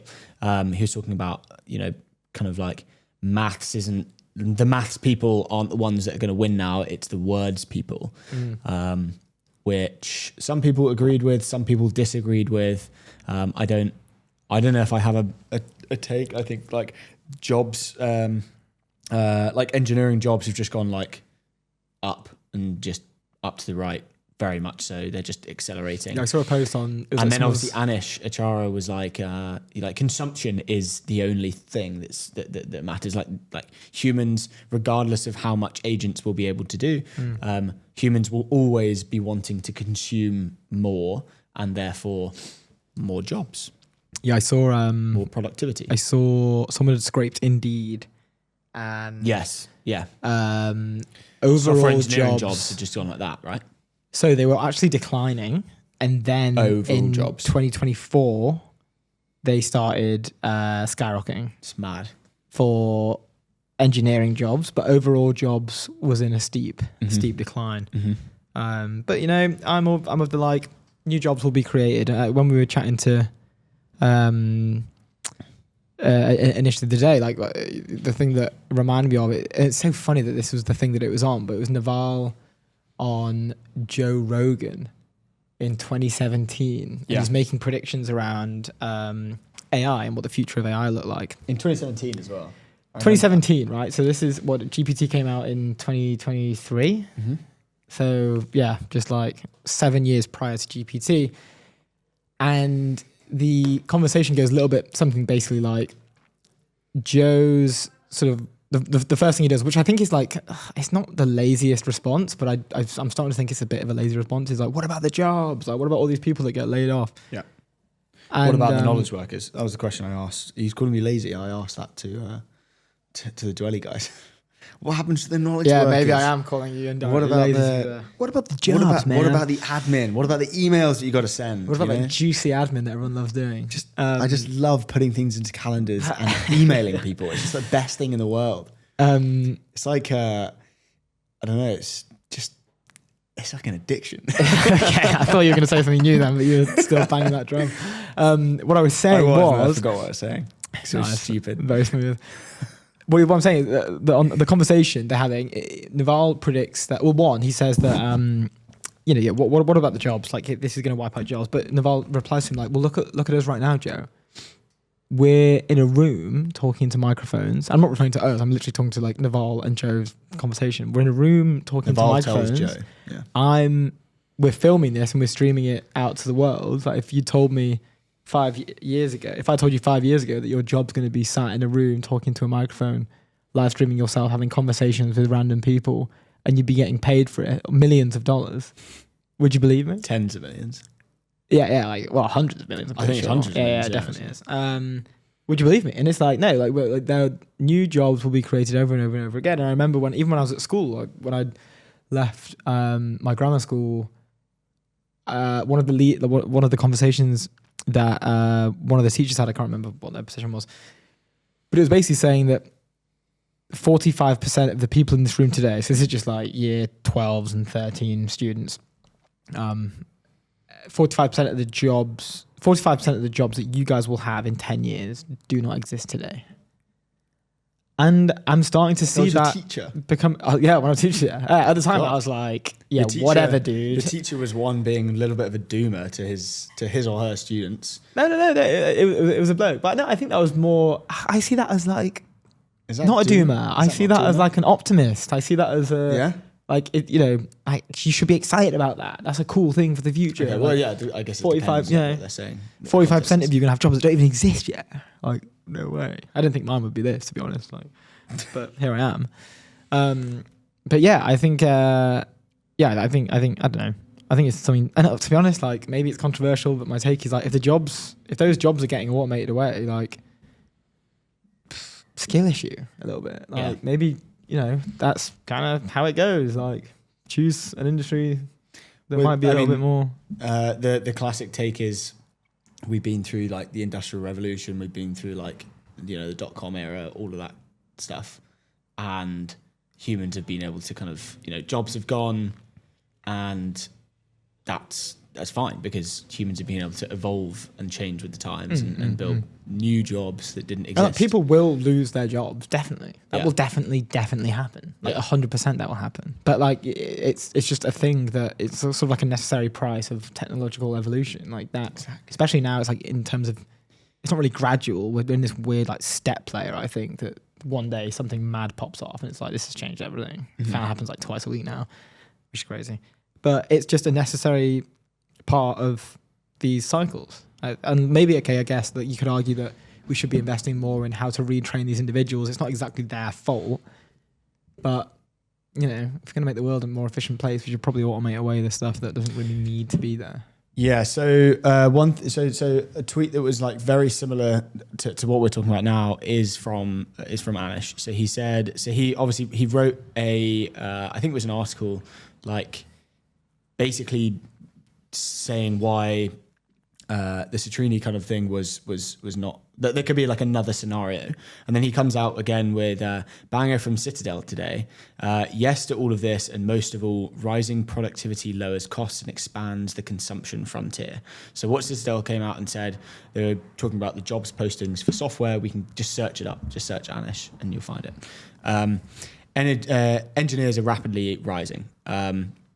And screenshots of the post say recursive technology does not equal recursive adoption. The current debate around artificial intelligence conflates the recursive potential of the technology with expectations of recursive economic deployment. In other words, because AI systems can improve themselves or accelerate their own capabilities, commentators are extrapolating a future in which automation and productivity compound indefinitely at exponential rates. Technological diffusion has historically followed an S-curve.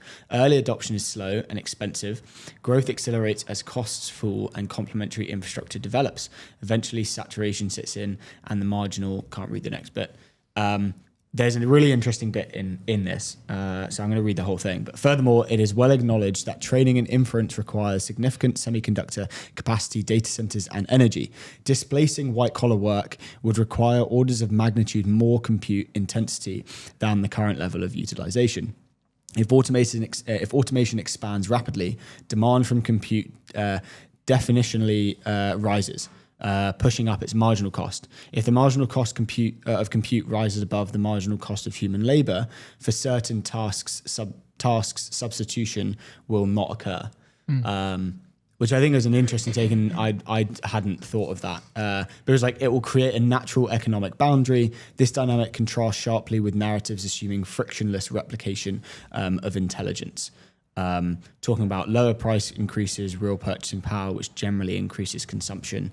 And then it obviously touches on Anish's point, where it's like all the doomsday scenarios underestimate our our infinite capacity for wanting more. And then other people producing it. Our production will 10x, 100x, whatever, but it will also 10x, 100x our consumption of, we can do this now. Well, then let's like get to the next. Yeah, all that like, stuff's going to need more of this stuff. There you go. Exactly. Cool. Yeah. But I thought the natural like economic boundary where, if you're automating the whole thing, compute costs increase significantly. There'll be a point where compute costs get more expensive than just hiring a human. Therefore, companies, their profitability, but they're gearing for profitability, so therefore they will choose the cheaper option. Yeah, was that? Do you think compute costs are decreasing now? If you automate everything, compute costs will increase. If you the amount one is spending on compute, I'm saying. Yeah. Like costs to a business. Yeah, I saw someone arguing that. Where this was Sam Altman recently. Actually, got a bit of stick for it when he was saying, and a few people have referenced the fact that we're forgetting that there is sort of like training costs in quotation marks that are associated to hiring a human, right? And the first argument is mad expensive to hire humans. Very expensive to hire someone, train them, all that sort of stuff. But then Sam takes it a step further and says that it's very expensive to also feed them since birth and like pay for their education. And so like he's not just siphoning off this element. What is the full cost of a human being? That's what he's arguing. He's like, that is infinitely more than compute. So if you want to hire like the cost associated to that individual. Like, when does a human start providing value in their life? Probably when they get to maybe like most of working the time in the economy at 18 or 21. Yeah. Prior to that, they aren't exactly like providing a fiscal value to the economy or to the world. Maybe you could argue they're supplying like a social value to the parents that have given birth to them or the family. And like, but that I'm not saying I think like that. I think it's slightly manic to sort of decipher an individual down. The thing that. The meta thing that you got super worried about. The AI like resurrection, the reanimation from the dead. A similar take to that of like, guys, which is not my take. Let's stress that. Let's not play with human life too much. Because like there was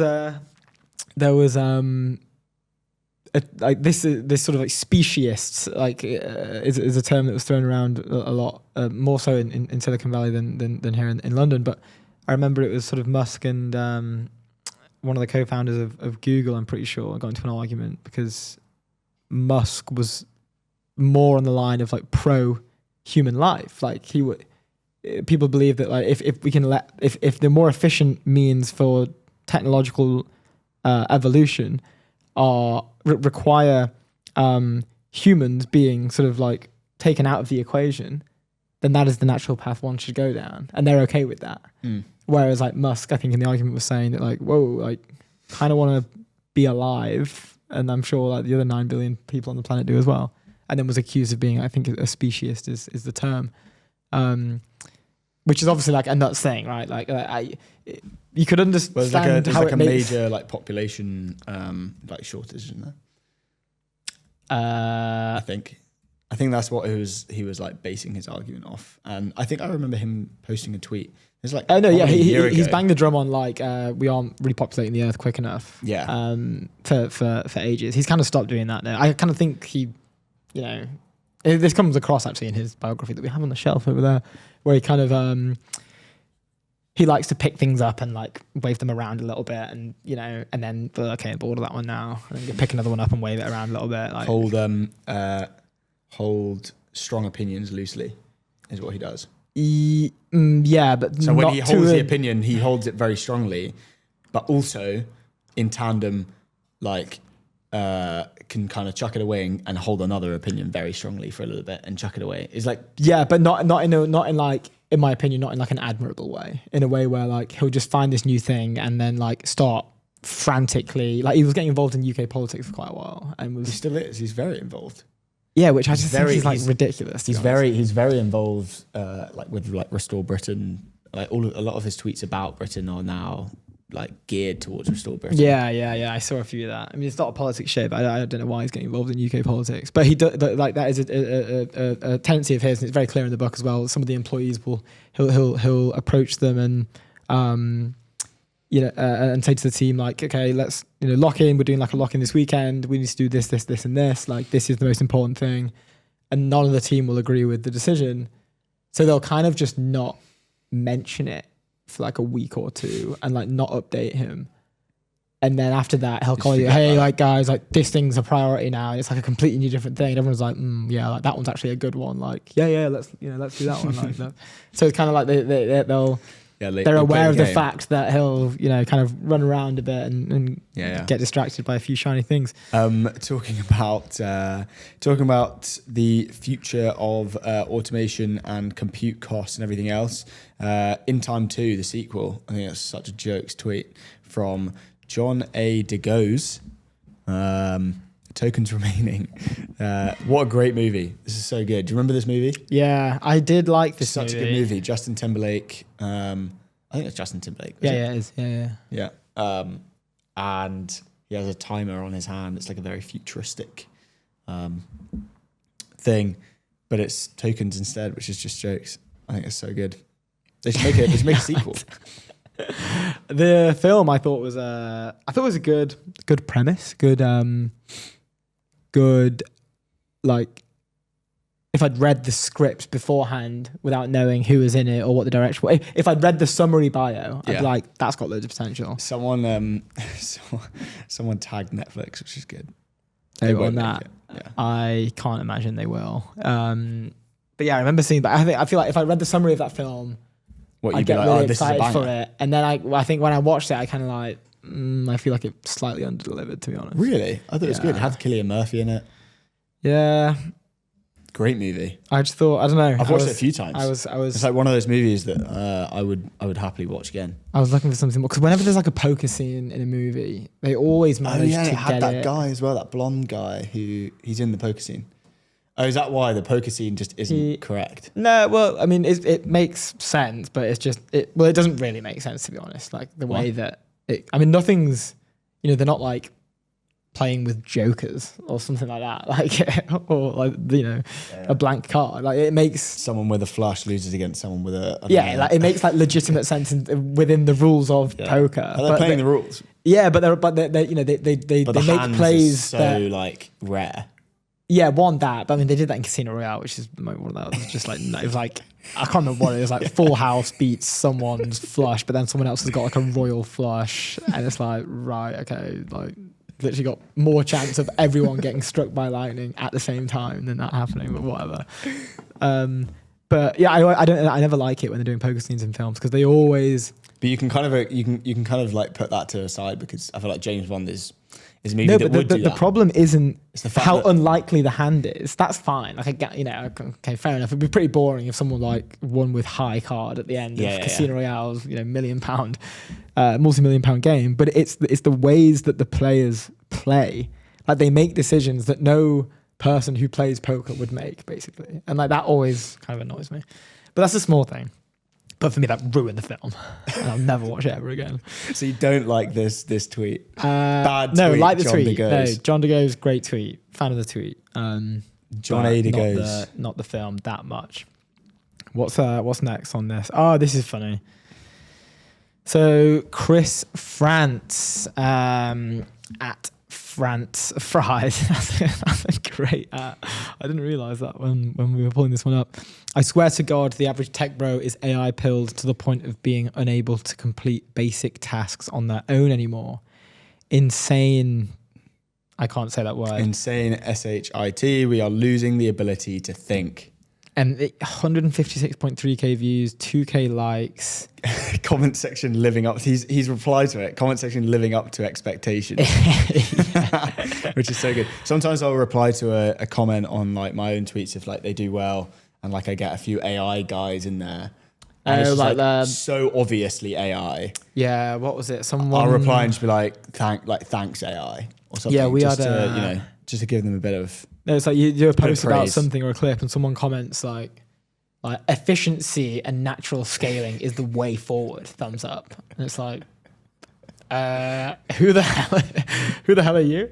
But this tweet in particular, it is. I think this only really hits once you step outside of your circle. Like us, we're on X basically all day, every day. We kind of have to be just monitoring the news and stuff, so we can include it in the show. We have to be. I choose. Sorry, of course, I choose to be. But if you step outside of the circle, it's kind of nuts the disparity in the way that people will think about it. Like for me, we see a headline that's like incredibly great, like Wayve, for example, like it's a really cool achievement, an amazing thing. And if I explain that to someone, they wouldn't even, I don't think they'd care. What with I think with autonomous driving they would. But a lot of other maybe I guess because it impacts them, yeah. Yeah. But if I tell them like, oh, yeah, have you seen like Salesforce and HubSpot's down? Yeah, crazy. Like, let me tell you why. Well, basically, like they can't capture the new agentic TAM that's coming out. Like, then I think, yeah, fair enough. Like, absolutely fair to be lost and uninterested. But yeah, it is. I'm not hardcore like AI. I've not done like anything with OpenClaw or anything like that. Like I probably should, and I guess I can automate some of the stuff away. But I think there is an element of performatism using these types of things, which is essentially you're just automating for the sake of automating. You're maybe to do a tweet or maybe to just sort of like have some experience with it, which is of course fine. But there's an element to over automating your life to a point where there's just like there's no point to it. In a weird way, maybe that's what Chris is speaking to here. I think it's less. I think it's just more. Whenever you have a business problem, whenever you have a question or whatever, your first now port of call is to go to AI. Especially like someone like people who aren't in the bubble are still Googling stuff, whereas like I won't Google anything now. I will use I'll use either ChatGPT less, so I'll use Gemini more regularly, and basically exclusively if I have a question, and then I'm just using Claude, to build Claude code. I want to get back up as we chat on it. I think. Do you remember when I think this is a really great tweet and it's very accurate because I can't remember when we were having this discussion previously, but we came to the conclusion that essentially it's becoming cognitively expensive to not just ChatGPT for this particular thing or just use Claude for this particular project, whatever. And I'm not speaking from a coder's perspective because I can't code, but I'm just speaking from like an average consumer of a LLM's perspective where I'll use it for knowledge retrieval, like find me this information or help me prep for this podcast or I'm going to interview this person, what are some cool facts? Like it's become very...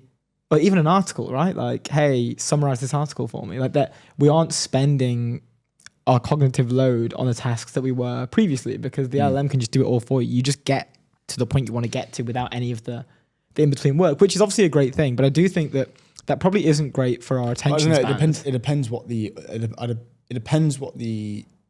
end task is. Like, what is the end, or like the end goal is? So, like, what's the work in between? If it is just kind of like boring manual admin work, like go and automate what you like, right? I guess like the summary of the article, I'm kind of 50-50. Sometimes I summarize it, sometimes I don't. If like I know that it's something, if I've been told by especially a human being to be like, go and read this, I will never automate it. I will find time to sit down and read the whole thing. Yeah. If it's been referred. Yeah. 'Cause I can't remember who's that. There's a famous mathematician, Terence Tao, I think his name was, and there was a post I saw recently of his. I think I'm getting that name right. I'd have to triple check, but that if you imagine you're at point A and point B is task completion, and you imagine it, but like let's take that as in itself, right? I'm at A, I want to complete this task, and at the finish line is point B in which the task has been completed. But if you replace that analogy with the fact that like, okay, I'm at the bottom of this hill and I need to get to the top of this hill. If you take that journey and you climb up that hill, part of the value and the enjoyment was the journey. It wasn't just like, getting to the top of the hill is great, but like actually experiencing the climb, there's a lot of value in that, and it's very enjoyable, and you learn a lot on that climb. Yeah. But if you just sort of got a helicopter to the top, it's not actually that. You wouldn't be really buzzing with the fact that you were at the top, would you? It's like you kind of, yes, you've completed the task. You know what I'm going to say? What? It's quite fun using a helicopter. Yeah, we obviously had our first helicopter ride of the day. That was very fun. I was terrified. But what I'm saying is like...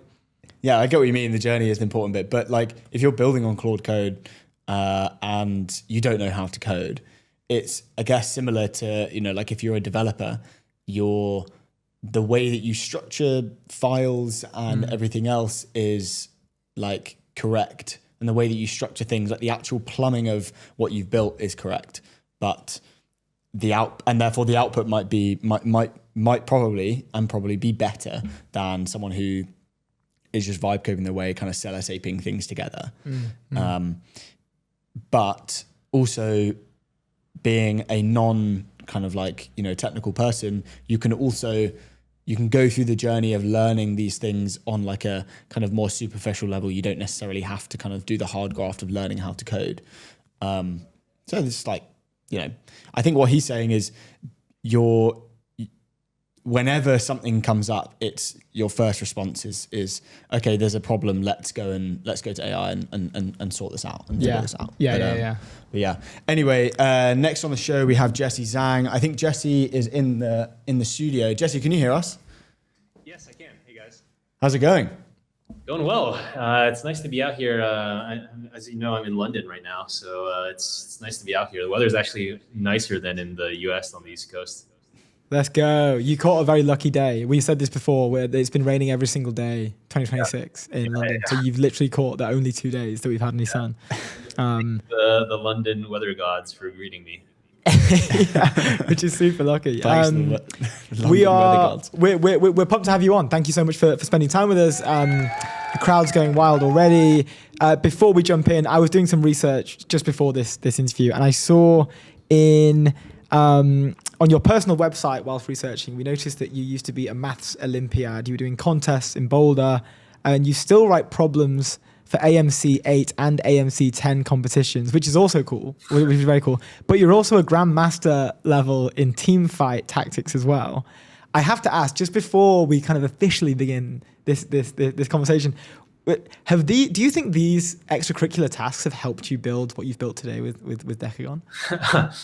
I mean, not directly. I did a lot of math when I was little, so I'm sure that's helpful for developing your brain or like getting me into engineering in the first place. And so, I'm sure there's a connection there. But yeah, I mean, these days I think there's some element of a lot of what I have to do with Decagon is like solve problems. There's a lot of new problems all the time, and so doing that when I was a kid, I'm sure it's helpful and kind of like building problem-solving abilities in your brain, or just kind of breaking down big problems into smaller ones. And then, having that competitive spirit is also helpful. And so, right now the AI space is just very, very hot. And so there's a lot you have to do to make sure you stay ahead and win over customers. And so that's helpful too. And talk to us about London, about expanding out over here.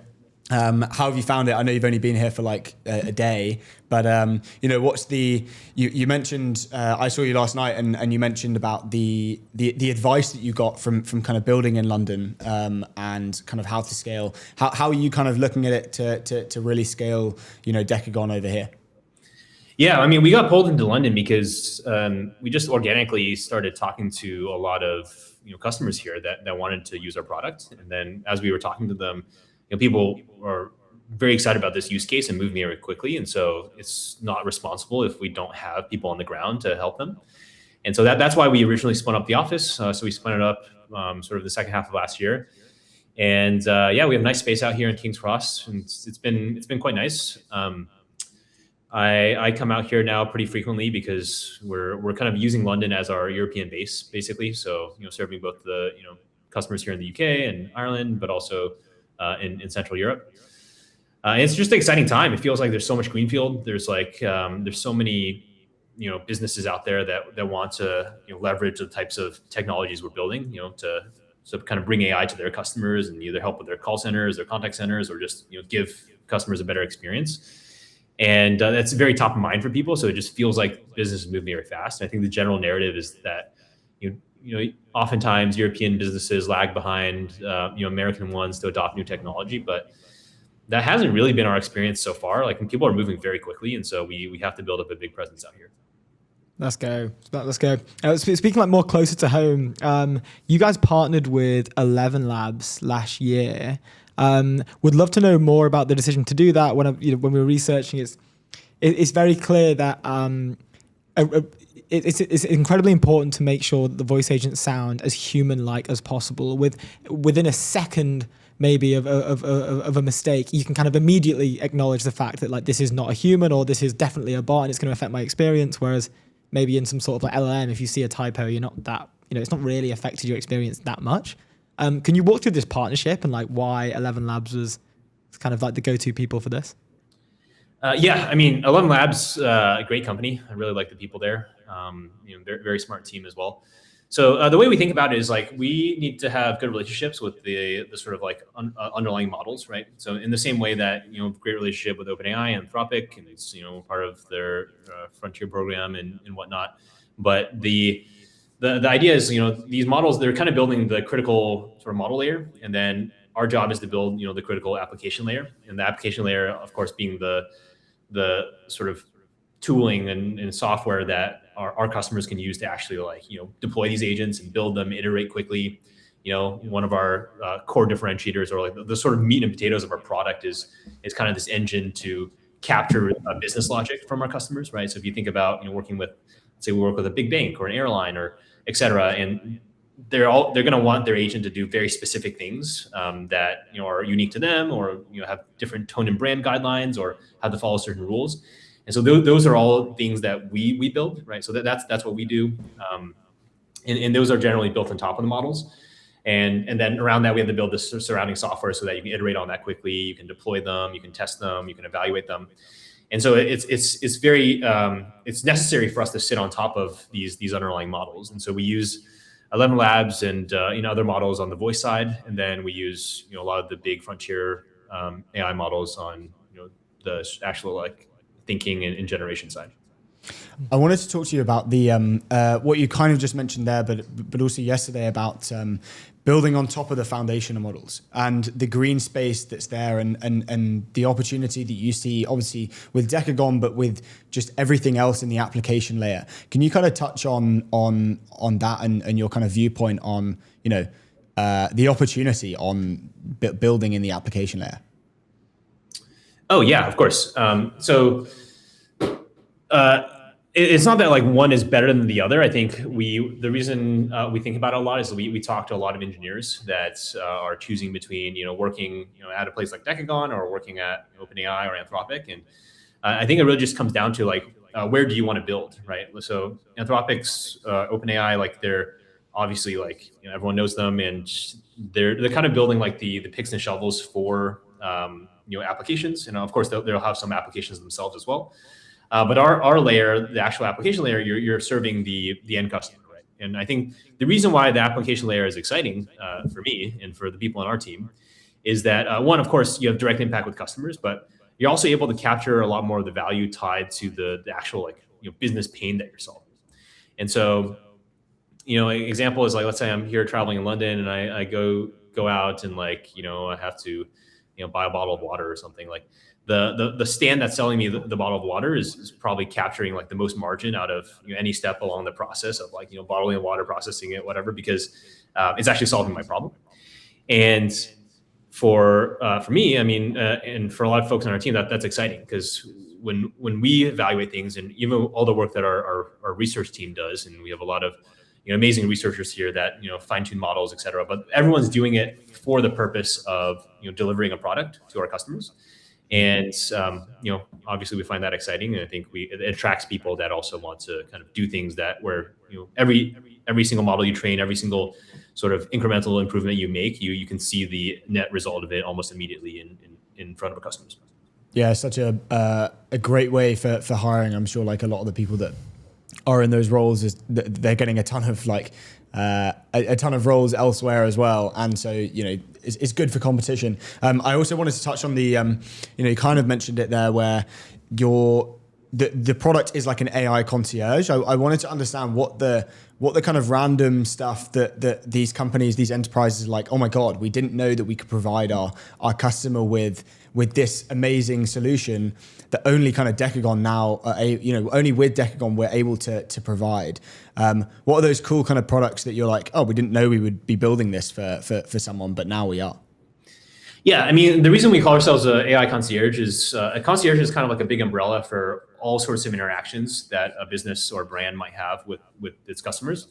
And so, the big and like first one we often start with is customer service, or like their call center, because that's the one where there's a lot of conversations already, and the ROI of that is very clear, right? It's like either you're making the business a lot more operationally efficient, or you're also increasing the customer satisfaction scores. And so that's like a very clear business case. And then what we find is oftentimes after we go live with those use cases, folks will start looking for other interesting like places to slot the AI, because naturally you want to be able to leverage more and more, because if it's doing a good job. And to your point, that could mean things like being proactive with customers, right? So there could be conversations that you're not having today, but by having them, you're able to engage your customers more. You're able to make them more retained. You're able to generate more revenue, and so you can be proactive. You can actually help engage people along their like sign up flow. You can have almost like sales type conversion conversations, and these are all kind of like modules, so to speak, under the big umbrella of the AI concierge. And we're pretty open-minded. I think generally, like, our job is to build the underlying infrastructure. And so we have this construct we created called Agent Operating Procedure, an AOP, which is kind of this abstraction for designing conversations in a very scalable way, where it doesn't require you to write a bunch of code or get a bunch of engineers involved. You're essentially just writing like a natural language document to teach it how to do things and have to execute very accurately. And so that can be applied to any type of these use cases, right? So we keep an open mind of like where our customers really feel the most value to get pulled there and help with those conversations. That's awesome. I'd love to go more on the landscape in general right now, in terms of like where we're at across, I guess, like all the model providers. But when we were researching, I saw on this is a while ago in this world, Jan 17th, 2023, you posted a demo of Papers GPT on X, if you remember building that. Yeah. And like looking at it, it seemed like it was basically one of the first protocols that you can give an LLM context, essentially. Like you provided it with some knowledge to base the conversation off, where you can interact with it and it would give you responses based off whatever you've fed it with. I think in your case it was Teamfight Tactics, actually, from the game. But like it's very clear that you've been at the forefront of the entire arc since. I mean, this was around when GPT was released, right? Like, can you just talk a bit about the transformation that we've seen over these past 2 years and what the next couple of years could look like? Yeah, of course. So that was before we even started Decagon. So I was just playing around with language models when they first came out, and so this is around when, like, if you remember, like LangChain was quite popular, and like people were playing around with different RAG setups, and so I was having a bunch of fun building various projects. I think if you think about like where things are going now, right? Like the for us, obviously we're building around like enterprise applications, and so I think we think about that a lot. And if you envision the world in a couple of years, like what will end up happening is every business is going to have a external facing agent that is sort of their concierge, if you will. That is like their first point of contact for people to come in and just get whatever they need. And they can do it over the phone, they can do it over chat, they can do it over text or whatever, right? It's just kind of like this first point of contact that it knows everything about you. It can access a bunch of data. And that's going to happen, and we think that's inevitable. And so, hopefully we're playing a big role in accelerating that vision. And that then will be interesting as well as on the consumer side, people will have personal agents. So, ChatGPT is doing some of this where you can go tell it to make an order for you or make a reservation, et cetera, like simple things, right? And eventually, those agents will kind of touch. And so that means that if you're a business, you should be thinking about, okay, well, right now I want to build this agentic layer that my customers can interact with, but ideally that has to be compatible with personal agents in the future. So I think that's like a big theme that we're thinking a lot about of, how do you make that a reality? Because that is going to happen. So that's an interesting trend we're excited about. And then the other big trend I would say is just voice technology is getting better a lot. So right now a lot of the advancements in models are on the reasoning side and also on the voice side. And the advancements of voice, there's a bunch of different forms. Like the voices themselves are getting better, but also open source models are getting better. And so a lot of the work that we do to improve our performance is with training these models and kind of really pulling out performance from them for our specific use case. And because the base open source models are getting better, you'll see voice getting better as well, because voice is a medium where latency matters a lot. So you need to tune models yourself. That's awesome. And it's crazy that a follow-on question from that, in terms of the voice stuff, it seems to have, from the stuff that I've heard, definitely passed the Turing test, if you will. It's very easy to, especially someone who's not AI native as well. It's very easy for them to, I'm thinking now of maybe an older relative that I have, if they were to interact with a voice AI and then they're not from the space, they would not be able to tell at all.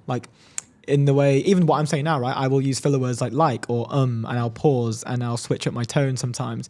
The models seem to be able to replicate that pretty easily. What is the next step in terms of improvement? Where do you even go from there? Yeah. So I would say the voice models are pretty good for that. A lot of the improvement in our space is how do you still get it to perform intelligently while still maintaining the low latency and the realism, right? So, if you're using ChatGPT voice, it sounds super realistic. But unfortunately with enterprises, there's additional requirements on top of that. You need to make sure that you never break any of the rules. You need to make sure that you're always doing what you're supposed to do and you're not really deviating from that. And even if a bad actor came in and they were trying to get you to hallucinate that, and you still won't. And so because you have all these added requirements, it makes the problem more complicated. And so a lot of the work in voice is to how do you keep, the experience you're just talking about, but still be able to have those things added as well. Interesting. Okay, yeah. So it's an agility piece to it as well that's laid on top of making sure that the quality is consistent. That's really cool. We've hit time. Sorry, I kind of all good. Thank you so much for taking the time. I hope you enjoy the rest of your the rest of the time in London, and I'm sure we'll see you back here soon. Yeah, of course. Good to see you guys, and congrats on what you're building with this. Cheers, Jesse. Really appreciate it, man. Have a good one. We'll see you soon. Ciao. Awesome. Jesse Zhang, co-founder and CEO of Decagon. Next on the show, we have Ollie. He's the founder of, what is it? The solo AI-preneur. The AI solopreneur, sorry. Yeah. And super interesting. Just a general sort of European tech, robotics, crypto. More crypto than robotics. AI maxi. Yeah. Loves it. And he's managed to build a really cool, he's a good audience builder as well. One of the questions I want to ask him about is about that. It doesn't seem necessarily intentional. It seems curiosity just kind of guides him. He's had some good takes as well. So it's gonna be good to talk to him. But before we have him on, Airwallex, leave outdated business banking behind with Airwallex, the all-in-one financial platform built for the pace of modern business, multi-currency account, expense management, online payments, all in one place. Go to airwallex.com. All-in-one platform. That was close. Yeah, go to airwallex.com. I know. Nearly a perfect run. Rough. Yeah, sorry, but I'm gonna call you out. Yeah. You'll love to see it. Before while we wait welcome for Ollie Ollie. in, let's just jump back in. I want to get up. This is kind of crazy, actually. The Anthropic Pentagon standoffs. Oh, I screenshotted the thing and atted Attio and said, "Spot your logo. Thanks for the merch." Oh, nice. Let's go. And Nick was like, "Haha, love it. We'll send more." So Attio, send more merch. We love it. Let me see the. Oh, let's go. Shout out to Nick at Attio. They're shipping like crazy right now. Yeah. They are. He is just like they are just shipping away. I've been seeing all the announcements. Really exciting stuff. This is Carly Kingsley. This Anthropic and Pentagon standoff is not getting enough attention. Anthropic is prepared to walk away from a $200 million contract because they're not concerned about how the Pentagon wants to use their tech for autonomous weapons and mass surveillance. We are at a dangerous intersection. I saw an FT article released as well. I think it was released yesterday. That it was basically just showing the interaction. And I'm trying to understand if there was, a European or UK version of this. I don't think the standoff would be there, mainly because I feel like tech companies are more aligned in terms of regulation and that sort of stuff with the government, which I think here, to be honest, is like a rare case of it being quite good. I think that it does seem to be that they're trying to, and they have until tomorrow at 1 minute past 5 p.m. by the way, to respond to the American government about letting the government use Anthropic for using the models for potentially dangerous like means of war, essentially. Yeah. And I'm trying to think from a European or like a UK perspective here, like do the government, do the tech companies let them in here? Like, is that? Obviously, you have to be super careful, right? But so I know Demis was said in the was it in the thinking game or it must have been in the thinking game. There's a part where he says like in the acquisition of DeepMind with Google, part of the didn't the UK government I don't know, there were some, I think are they investors in Google DeepMind or something? They had some form of I only work very closely with them. Yeah. Well, They in the contract, Demis made sure to have in that like the technology could never be used for defense. Yeah. Or sort of like any like military applications. Yeah. Which extends to also like bioweapons and stuff like that. That was he made sure that was in the contract, which is interesting, right? Because if that's like here, that would be a breach of that contract because it's the Secretary of State of War, Peter Garth, I forgot his name, that's kind of running this whole thing. And I just can't imagine that. I can't imagine that being because like I guess it's more of a philosophical debate in a weird way, right? Like you want to serve your country. But at the same time, do you like Demis? Are you opening it up to risks that you just does your decision end in the loss of human life? God, we're getting deep now. Yeah. Yeah. But I think it's a fair, I don't know what I do. I mean, yeah. Ajaz had it was quite a good tweet. This week in Anthropic, LMAO, accused the China of stealing Claude model, which, we covered on Tuesday, backfires public roasts to F out of them. Tells the Pentagon to F off. God, there's a lot of swearing in this. Pentagon gives them till Friday to switch on Claude Killbot Pro Max, or they'll blacklist their ass. That's a better way of releases COBOL plugin. IBM stock tanks 15%. Dario smirks. That's just show business, baby. It's just show business, baby. Pete Hegseth calls Garrow a woke person, but Claude, his number one murder bot. Randomly gives Claude a Substack to write blog posts, publishes 3 reports saying Claude Loki wants to build chemical weapons, drops OpenClaw killer, remote co-work plus autonomous cron jobs. So it's funny, right? Because they were the darling child. Talk about the safety, Yeah, they were. But it just shows how fast things can change in the space, right? Yes, like exactly. They were, and again, like nothing's really changed on the underlying business, but the public opinion does matter with this regard. Like they are now, most of these sort of AI CEO figureheads, like when we think of Musk, when we think of Altman, when we think of Dario, when we think of Demis, like they are To be honest, now I'm actually realizing maybe this isn't true as I'm saying it out loud. But I was about to say they are national celebrities, but they probably aren't. Musk probably is, to be fair. Musk definitely is. Musk definitely is. But maybe I don't know. I could ask my mum. Oh, do you know Dario?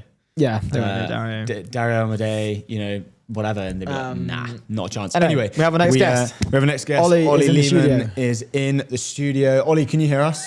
Yes, I can hear you well. Amazing. Awesome How's stuff. it going? Good, man. Nice to be here. Yeah, nice. Great to have you. on. Yeah. Thanks for joining us. We've been pumped to get into this. We have a few questions ready to go already. This one just literally to kick us straight off. I want to go like pre-AI solopreneur days if possible. Yeah. And I had no idea this happened. I followed you for quite a while, but I didn't know that your pre-AI moment was essentially a catalyst from the collapse of FTX, and you were 6 years into crypto. I remember seeing the collapse of FTX. I wasn't really exposed, but would just love to hear about that journey quickly because I find it fascinating. Yeah, it was a crazy time, to be honest. So I was heavily exposed to FTX, way too exposed. Also, like very bad story. I was like, oh, I only have stable coins now. I'm just going to keep them on FTX for the next, to just buy in the bear market. I actually sent more stables that day. I was like, oh, this looks like a good opportunity to buy more. And the next day, FTX collapsed. So that was the first start, which was horrible to begin with. I also, the next day, FTX happened. And for some reason, I don't know why this sounds so cringe and cliche, but I posted about it on LinkedIn. I was so fucked. I was like, okay, I need to do something. I need to do something about this to make this better somehow. And the post went giga viral, kind of kicked off my social media journey on LinkedIn at the time. So that was the first interesting part. And also a lot of people reached out that I now work with. So it kind of was this weird moment of I need to take action in the moment where I'm just completely wrecked and I want to just bury myself. So that happened. And I think 1 month later, or not even a full month later, I think 3 weeks later, ChatGPT came out. So FTX happened on the 11th of November. I will forever remember. I think on the 20th or something like that, ChatGPT came out. And for me, I don't know, I kind of believe that sometimes these really bad things happen. It really matters what you do after they happen, right? Like you have the kind of the classic hero's journey. At the time, my girlfriend was also, you're going to talk about this moment in the future. This will be your story. I was like, oh, shut up. I don't want to hear about this fucking story. But in the end, like that's what happened. So I really got into AI pretty much from the beginning because I felt like this is this new thing. And obviously it was super messed up from crypto still. I'm still interested in crypto. I still have connections to crypto. I still kind of partially advise companies there.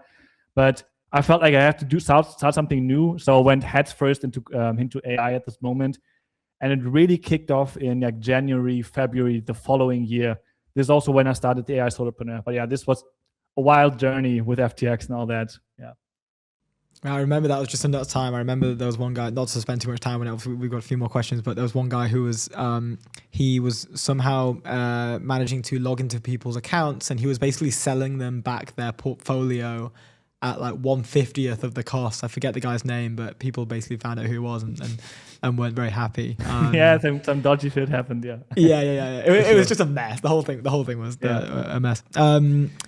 Anyway, we have loads more questions. Do you want to? I think you've got one. Yeah, I've got straight one off the back. I love some of your tweets are really good. You have some great takes, and one of the ones I wanted to talk to you about was the value of building.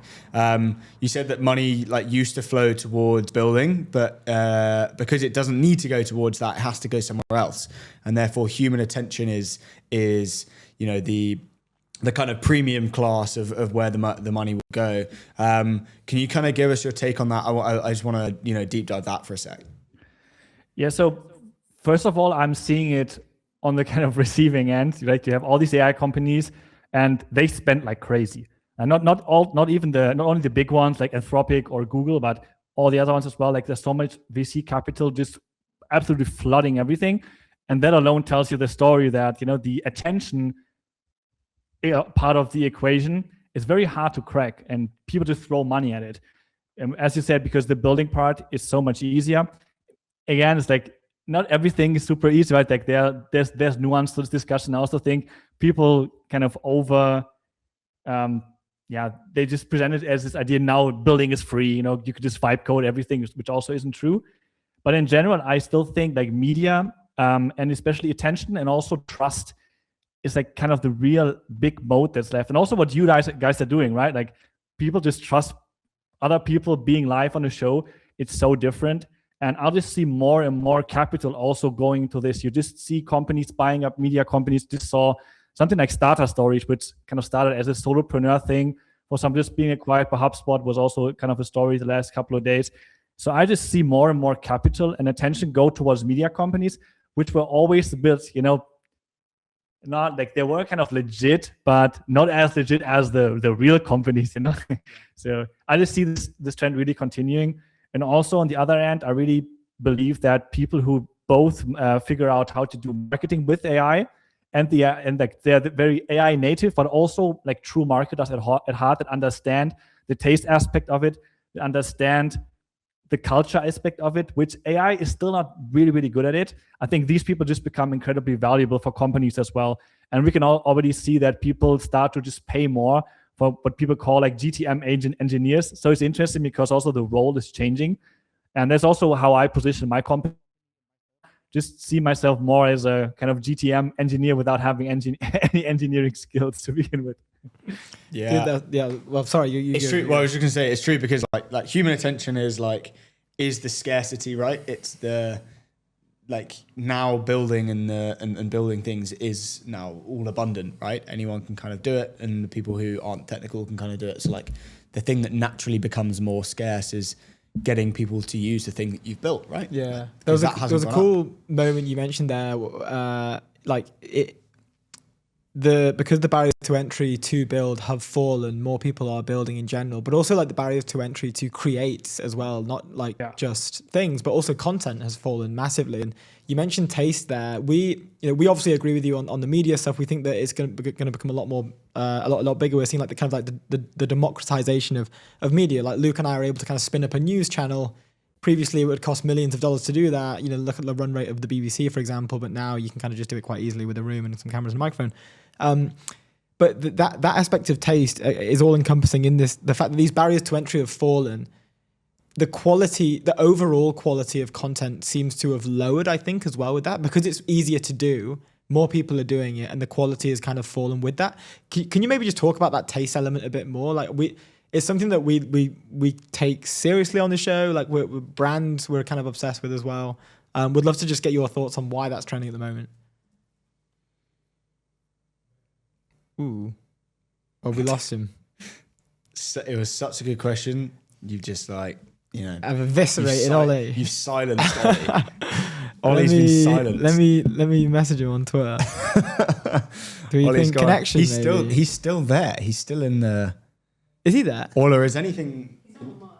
Yeah, I can't see him. That's not him. That is obviously not him. It's frozen. It's like a digital man. I was like, that's not him. That's us. Let me message him. Let me ping him. Yeah. Well, is it on my account or is it on the ETN account? Leave outdated business banking behind with Airwallex, the all-in-one financial platform built for the pace of modern business. Multi-currency accounts, corporate cards, expense management, online payments, all in one platform. Go to airwallex.com. Now Ollie is back in the studio. Let's go. What happened? Sorry about this, guys. Today is the worst tech day forever. No, all good. The internet was down. Okay, let's get back to the taste question. So taste. Let's hear it. So I still heard most of the question, I would say. Nice. So I think, like, as you said, because it's so easy to create, everything's just flooded, right? So AI gave everyone an entry, but it's even more important to understand what quality looks like. And I think that's really where it comes down to. You still have to understand the skill or the craft. So if you want to get into content, if you want to get into media, I still think it's very, very important to kind of study the craft of a good story, to study the craft of a good brand, and to study the craft of really what resonates culturally. And this is really the difference you see in someone who is, again, let's say 100x marketer versus someone who's like, oh, I have clout. Let me just create like a bunch of slop today and post it. Oh, I got 0 likes. So, and especially how as this progresses, what I think people already notice these patterns, and I just posted about this today. I tried to read an article about cloud cowork by someone, and I saw all these AI patterns, and like my brain couldn't process it. It was almost like, I've seen it too much that I have to focus really hard because my brain is always like, this is slop. Like you shouldn't read it. So when it comes to taste, I still think that this element of understanding where things are going before they are there, that's really important. So for example, if you create in tech, I think it's very important to also have an eye on, for example, like what happens in media that's completely different, right? What are luxury brands doing for their marketing stuff? What are I don't know, what is the F1 doing for their marketing? Just to understand how culture impacts media, but also how people change in what they want to see and what they want to feel when media is created. So I still think that the most important part is to build that muscle of a human body is this incredible computer, this incredible machine of an incredible compute, and building that intuition is an incredibly powerful model for yourself. So I think in the end, you are the orchestrator of all these tools, but this part of having a feel for your audience, having a feel for where the market is going is increasingly going to be more important. Yeah, that's such a good take. Yeah. And you said before you like quote tweeted another tweet and said, this is such a doomer take, and the take was you have 3 years left to make it before you stay poor I hate forever. that one. I hate that one. Yeah. Tell me, I mean, obviously, like you kind of just touched on it, but like, what's the advice for people who are in a situation where they're like, I want to go build stuff. I want to succeed and not stay poor forever. But like, why do you think that that's just such a stupid take? I think there had different levels of why it's super stupid. So one of them is that it's incredibly discouraging to people. I think people post it because they think it's super motivating. David Goggins, oh, do you have 6 months left? The last lock-in is starting today. If you don't make it, you're going to join the permanent underclass. And I think people think that it's motivation, but most people are just going to be scared. And when they're scared, they're going to be paralyzed. They can't do anything because like, oh my God, like what do I want to do? I'm just going to stuck. I'm just going to do nothing. So that's the first thing that happens. Or they get so scared that all of their kind of brain power goes to their fear center in their brain. And it's actually really hard to make good decisions because you just basically fear is taking you over. And it also really encourages short-term thinking. Every time when you go into this short-term only mode, right, it's always bad. Like if you, I'm just going to party all the time, do all these things, whatever, like you're just going to mess up everything. And it's the same thing for building. So I completely understand that notion of it's sometimes harder now to understand, like, is this going to matter in 6 months or 12 months? So I do understand that. But I think telling young people that they only have 2 or 3 years left to make it, I don't know, it feels so frustrating, even frustrating for me, right? So I think it's really important on the other end, if you're an entrepreneur, you can do several things, right? You can, first of all, position yourself in the trends that are happening. That's always the easiest thing to start. So AI is it's not going to go away. Robotics is not going to go away. But you have all these other things that will happen with them, right? Like it's not like they're going to happen for 2 years and then everything evaporates and we have this utopian, whatever, cars flying around thing. But it's going to take longer. That's the first thing, right? So position yourself with these trends, but also the time scale is most of these people are either going to sell you their product of like, maybe it's like a course or something, or on the other hand, it's people that have companies that raise billions and trillions of dollars that want to attract more capital. So obviously they will just tell you, oh, everything's going to happen now in the next 2 years. This is what we need, $10 trillion more for our data centers. So I think it's just important to, first of all, understand that things will still take time and that not everything is software. Yes, of course, if you build a product that's competing directly with Anthropic, maybe that's not the best idea. But on the other hand, I think the opportunity that presents itself at the same time is also so incredibly big that telling someone they only have 6 months left will actually make them less successful because they will look for short-term things to build. And short-term things to build usually are not the best things to build, right? Because you will just look at what is the hottest thing right now, and every other guy on X will do the same thing, and then they have a million competitors. Then Anthropic pushes an update on Thursday, and you're gone. So. Oh, dude, how it works quite a lot at the moment. It's so true. On that as well, like coming based off that, there was another one we've got down here, like the open claw with Beehive, right? You mentioned how fast things are moving, how quickly people have got to stay up. Like the open claw sort of, I don't even know what you'd call it. It's been one of the probably the most nuts thing we've seen in the past. I don't know, on the timeline this year, definitely easily eats into the back end of last year as well. What, like, how are you, who's someone who's pretty ingrained in this stuff, how are you using it? Would love to hear more about how you're leveraging it. Yeah, so right now I would say most of my core work still happens in Claude Code. So everything that I create, I use OpenClaw more as an admin console for everything I do. So for example, I used to start working and I would log into different platforms. It could be, if I want to do something with the newsletter, I would log into Beehive. Then I would log into my Stripe account to get my dopamine hit. Then log into X to get to get the next dopamine hit. So you have all these data silos, and it also creates this weird loops of checking things all the time, which is like incredibly unproductive. So what I have now is I have OpenClaw set up in Telegram, like every other tech bro on X. But I use topics, which is really helpful. So you have a Telegram group, and you can create little topics like channels in Slack or like channels. Discord is kind of the same thing. So I have one for Beehive, I have one for customer support, I have one for my sales stuff, one for more technical stuff, and one for more kind of live admin stuff.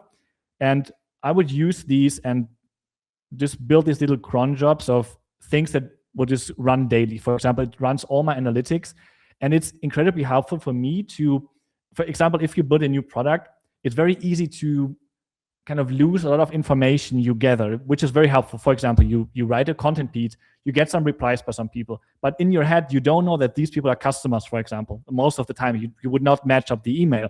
But I have this OpenClaw set up now that always gathers this context. And for example, if someone gives me feedback on my newsletter and it's a customer, it's probably more important to listen more to them, for example, than to some rando that has never bought anything, because they have high purchase intent and stuff like that. And also I would use these now and just tell them, hey, reply to my email.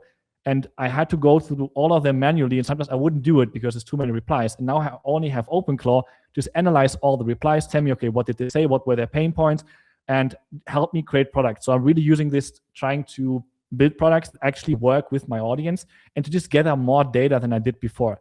Because I would do it manually and again, kind of work on this intuition compute inside of me. So I have some idea what I want to build, but now I can connect this with my customer data that I have in Thrivecard. It's kind of a personalized CRM. And I can just also tell it, hey, every day I want an update of how my stuff performed. Maybe give me an idea of why some stuff might have performed better or worse, and just map this out and help me come up with product angles and gather all this data. So this is mainly what I use it for. Also for like stuff like restaurant booking, you can just install this voice API, just can call a restaurant. But if you're honest, that's like, this is a toy, right? It's not.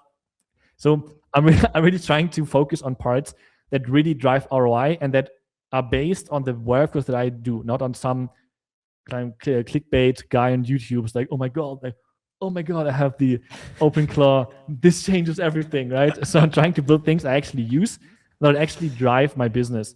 So I think that's a good approach if you use stuff like OpenClaw, to also start very simple, because I see people trying to do too many things at the same time and it breaks, because it breaks a lot. Again, on X, you don't see this. People are like, oh, I went to sleep and I woke up this morning and it built me my next unicorn. I'm like, yeah, shut the fuck up. You know? It's just not true. Yeah, we're seeing a lot of those, a lot of the like, oh my God, you know, I left my OpenClaw running and it's just done this like amazing thing. But we're also seeing the other side of it where I think people are divided a little bit. Like the meme that I liked to see was the one where it was like, oh bro, you know, you got to see my OpenClaw setup. Like I've been spending all night doing it. It's like, oh, what did you build? And it's like, dude, I've got like 5 Mac Minis running. Like you got to see this thing at night. It's so true. I spent 30K on Mac Studios, but I made no money. You're like, yeah. And then like, what have you built? It's a balance, I think. Like it's good to understand what these things can do, and it's definitely a big unlock for my business. So don't get me wrong at all. I just think that most people, and that's something I'm trying to do with my content even more now, is to address these from, okay, this is what you can actually do, and these are the problems you have, because most people, they never share these, right? Like, and then people try it at home, and everything breaks, or their API bill is super high, and they're like, oh, something might be wrong with my setup, but it's just someone overselling you on a dream. and then they get discouraged to use AI and like, oh, AI is shit, I don't want to use it. But actually then they miss the big unlock because it's getting better and better.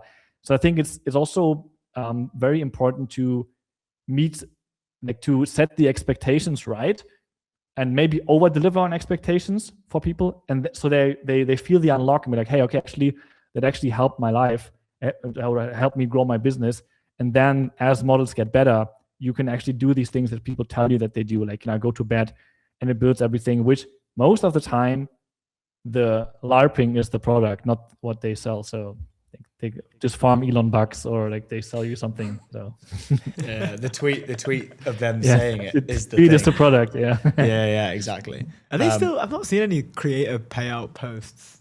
No, Lately. they're definitely doing creative. Yeah. Are they still doing it? They've been mad quiet lately. Yeah. Yeah, I've not seen any of it. I don't know where all the money. Where's my money?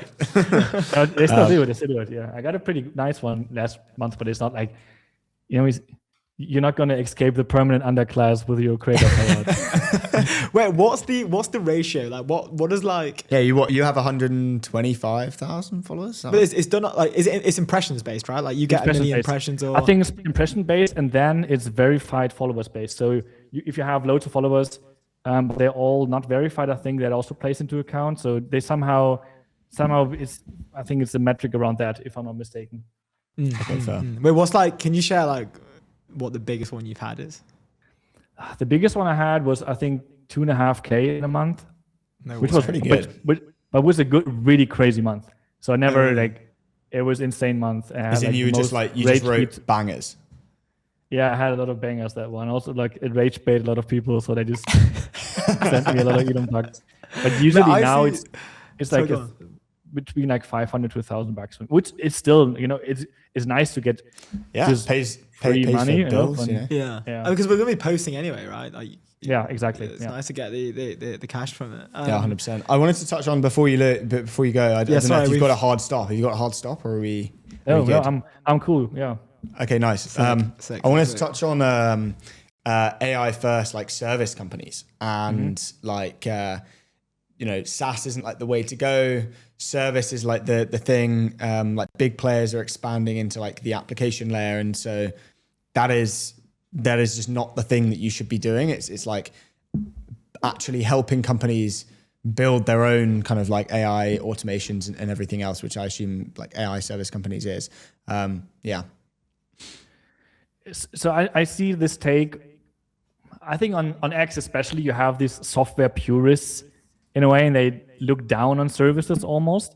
Yeah. And I think that's really changing. So there are two different ways for me. The first one is you can just build an native AI first service company that just competes with kind of the pen and paper service companies, like the really classic service company. That's like one thing you can do, and you'll have a lot of upside like this because it's so manual still, and people, they don't know, right? Like, oh, everything's already so automated, but just go to like a random plumber or something, right? Like try to build stuff for them. It's like it's still so manual.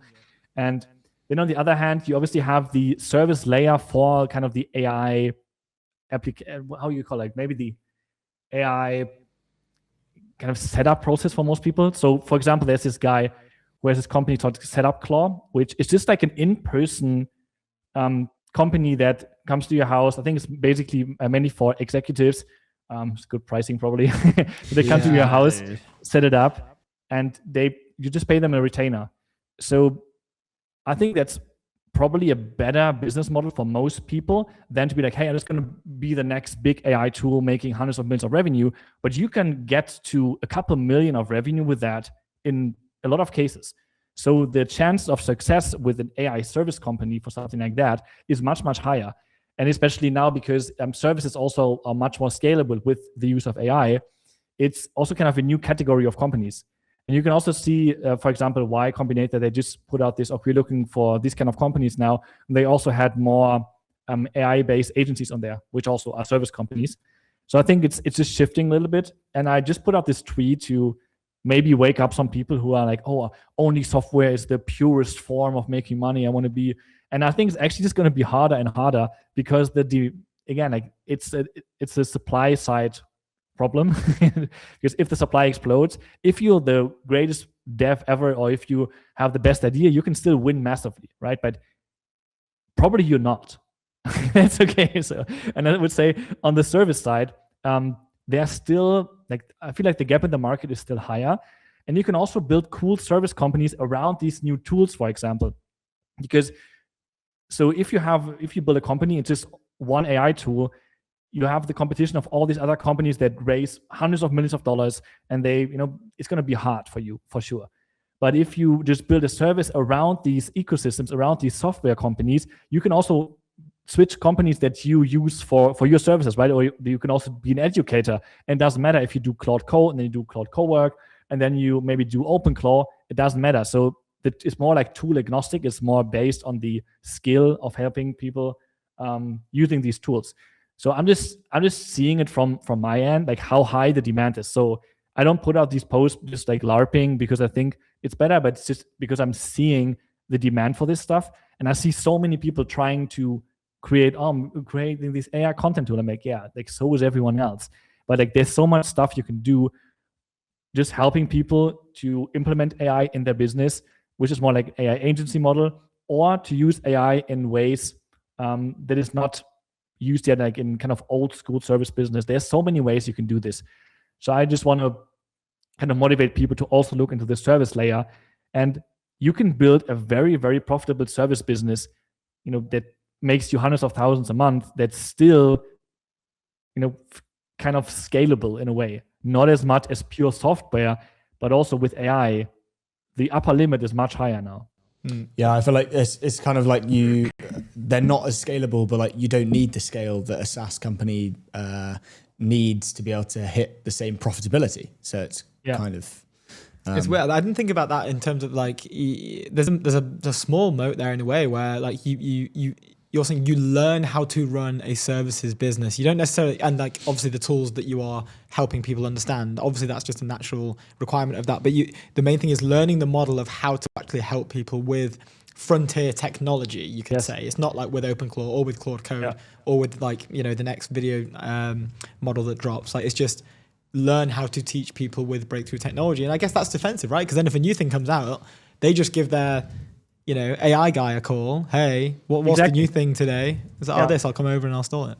I talked to someone yesterday about this topic, and I think people are just so fatigued because there's so much information out there. Because some people always bring up this argument of like, why would you pay someone to tell me how to set up OpenClaw? And there's a million YouTube videos, right? But that's the problem. There's a million YouTube videos, and for everything, like you just swap between creators. And I think people are very fatigued with this. So it's much easier for them on a cognitive level to be like, hey, this is my guy.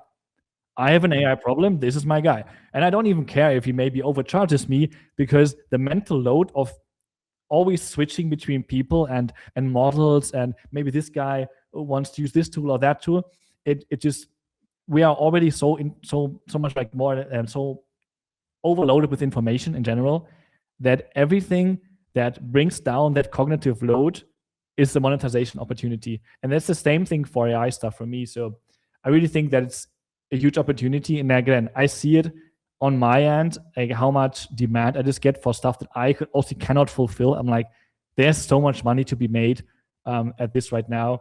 So I just hope people kind of don't look down on being an educator, because it's actually, you can also do this for companies. And companies pay really, really well for this stuff right now. So maybe someone just listens like motivated to do it. I hope so. they probably will do. It's cool, it's like building websites for companies, back in the day, right? It's like that kind of thing. Yeah, that was a huge unlock. Who was that guy on My First Million that started off doing that? I forget his name. He like set up a VC fund off it. I forgot his name. He set up a VC fund off building websites. Like he made loads of money doing that, and then scaled it into an agency, and then set up a fund off the back of the success. And you can also. Oh no, it was I want to say it was Greg Eisenberg or Andrew Wilkinson. Yeah, maybe it was Andrew Wilkinson. Yeah. He was a design guy, right? Andrew Wilkinson was a design I think Meta something is called its agency. And you can still, the thing is, when you do this work, you can still be to SaaS because you have the industry insights as well.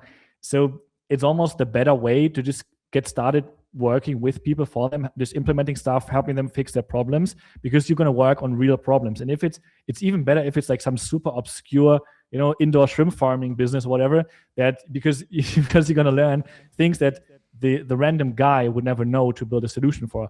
So I think that's another unlock that you have, focusing more from a service perspective as well. Well, yeah, that's an interesting. I feel like we're evolving into my first million. This is but this is fascinating though. But you're right. Like I think people must undervalue the ability for somebody to remove somebody else's headache. Really, like these people are, especially your friend who's serving executives and I'm assuming like C-suite level individuals with this, is like they're so busy that they just don't have. It's not even that they don't want to. Maybe they do want to research and learn about OpenClaw and all this thing, but they just don't have enough time to actually facilitate that learning in the day. So they're just buying, the headache to go away.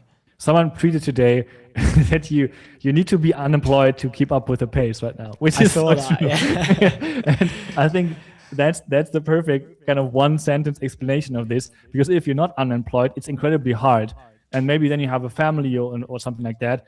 Like how do you want to keep up with everything? So it's much easier to just pay someone to do it for you. That's just what I'm seeing, and it's happening in all industries. And yeah, there's a lot of capital flowing around for this kind of stuff right now. 100%. Yeah, the pace has been nuts. I mean, we were saying like it's literally our job to stay up to date and like comment on what's going on and tracking things at the frontier of whatever sort of tech or venture vertical we're working in. But even being 24/7 online, like I'm missing stuff. Like things are moving at such, like today, for example, like we've had one of the most nuts days in terms of news that we're covering. Like just to read out a few things, like this is just in the past 2 days. Like Wayve in the UK raising 1.5 billion. Stripe's annual letter and Stripe's valuation surges to 159 billion. Revolut targets 100 billion valuation. Europe gets a new unicorn. Like Dutch chip maker raises 250 million. Cambridge neuroscientist raised 10.2. Like it's just literally, I can't, like even if we go away for a week or something, like when we go to Juventus the other week and we come back and we haven't really been on top of the news, you feel like you're a year behind. And I think that's why trust matters so much, and why, again, the attention is the mode. It's also the curation is the mode, because if someone listens to you, for example, they probably are like, oh, this guy know what is important right now. So I think this, because again, information overload. Some people are like, oh, like I'm just going to ask my agent, and like we don't need anyone for news anymore. We don't need, and I think that's just wrong, because in the end, the curation part of it and just putting trust into someone collecting the right things for you. Maybe in the end, ETN has like an API, a curation of the best things that my agent can read, which is totally fine.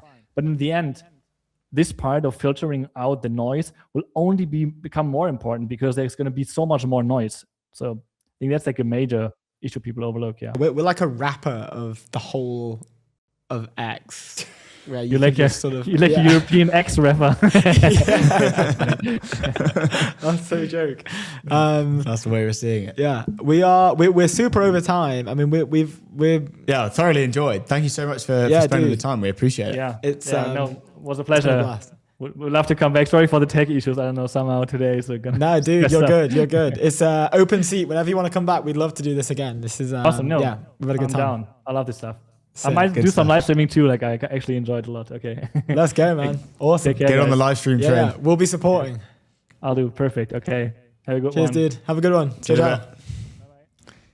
Ran a lot over there, but I don't know. Things are just flowing. We hear that podcast is high. Also, we don't really. I feel like we don't really talk to. We haven't really talked to anyone who's like Ollie. You know what I mean? He's he's super ingrained into. It's kind of his job as well to kind of stay up to date on. Yeah, he's AI solopreneur. We haven't really had a solopreneur on. Like a lot of the stuff that we talk about is kind of like venture pilled, which is good. But also, we've not had any like bootstrapped. It's great to have. Well, we've had Fleet. Oh yeah, Fleet. Sorry, yeah, Fleet. But Fleet's more of like that's a business, right? Yeah. Ollie's like kind of like I assume it's solopreneur. Yeah.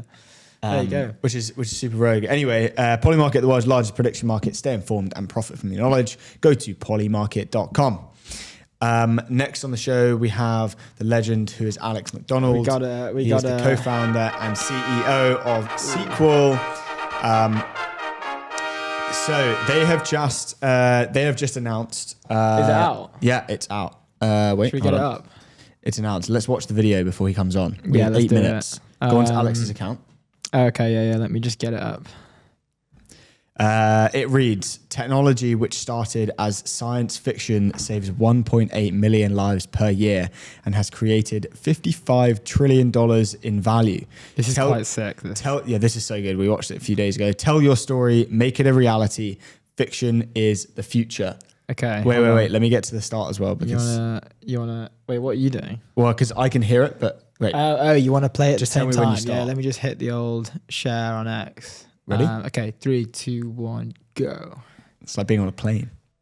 What do you mean? We've got the same seats. That's so true. A bit quiet there. I know, sorry, it's to my laptop. Such a sick video. Need some like popcorn or something for this.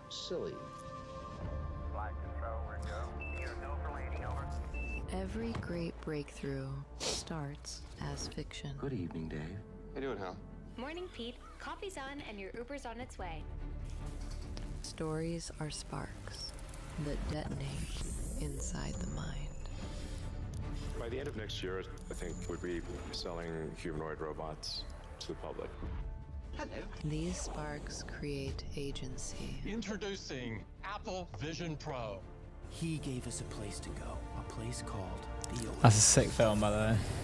Great film. The metaverse. And agency changes the future. When they launched that was like super funny.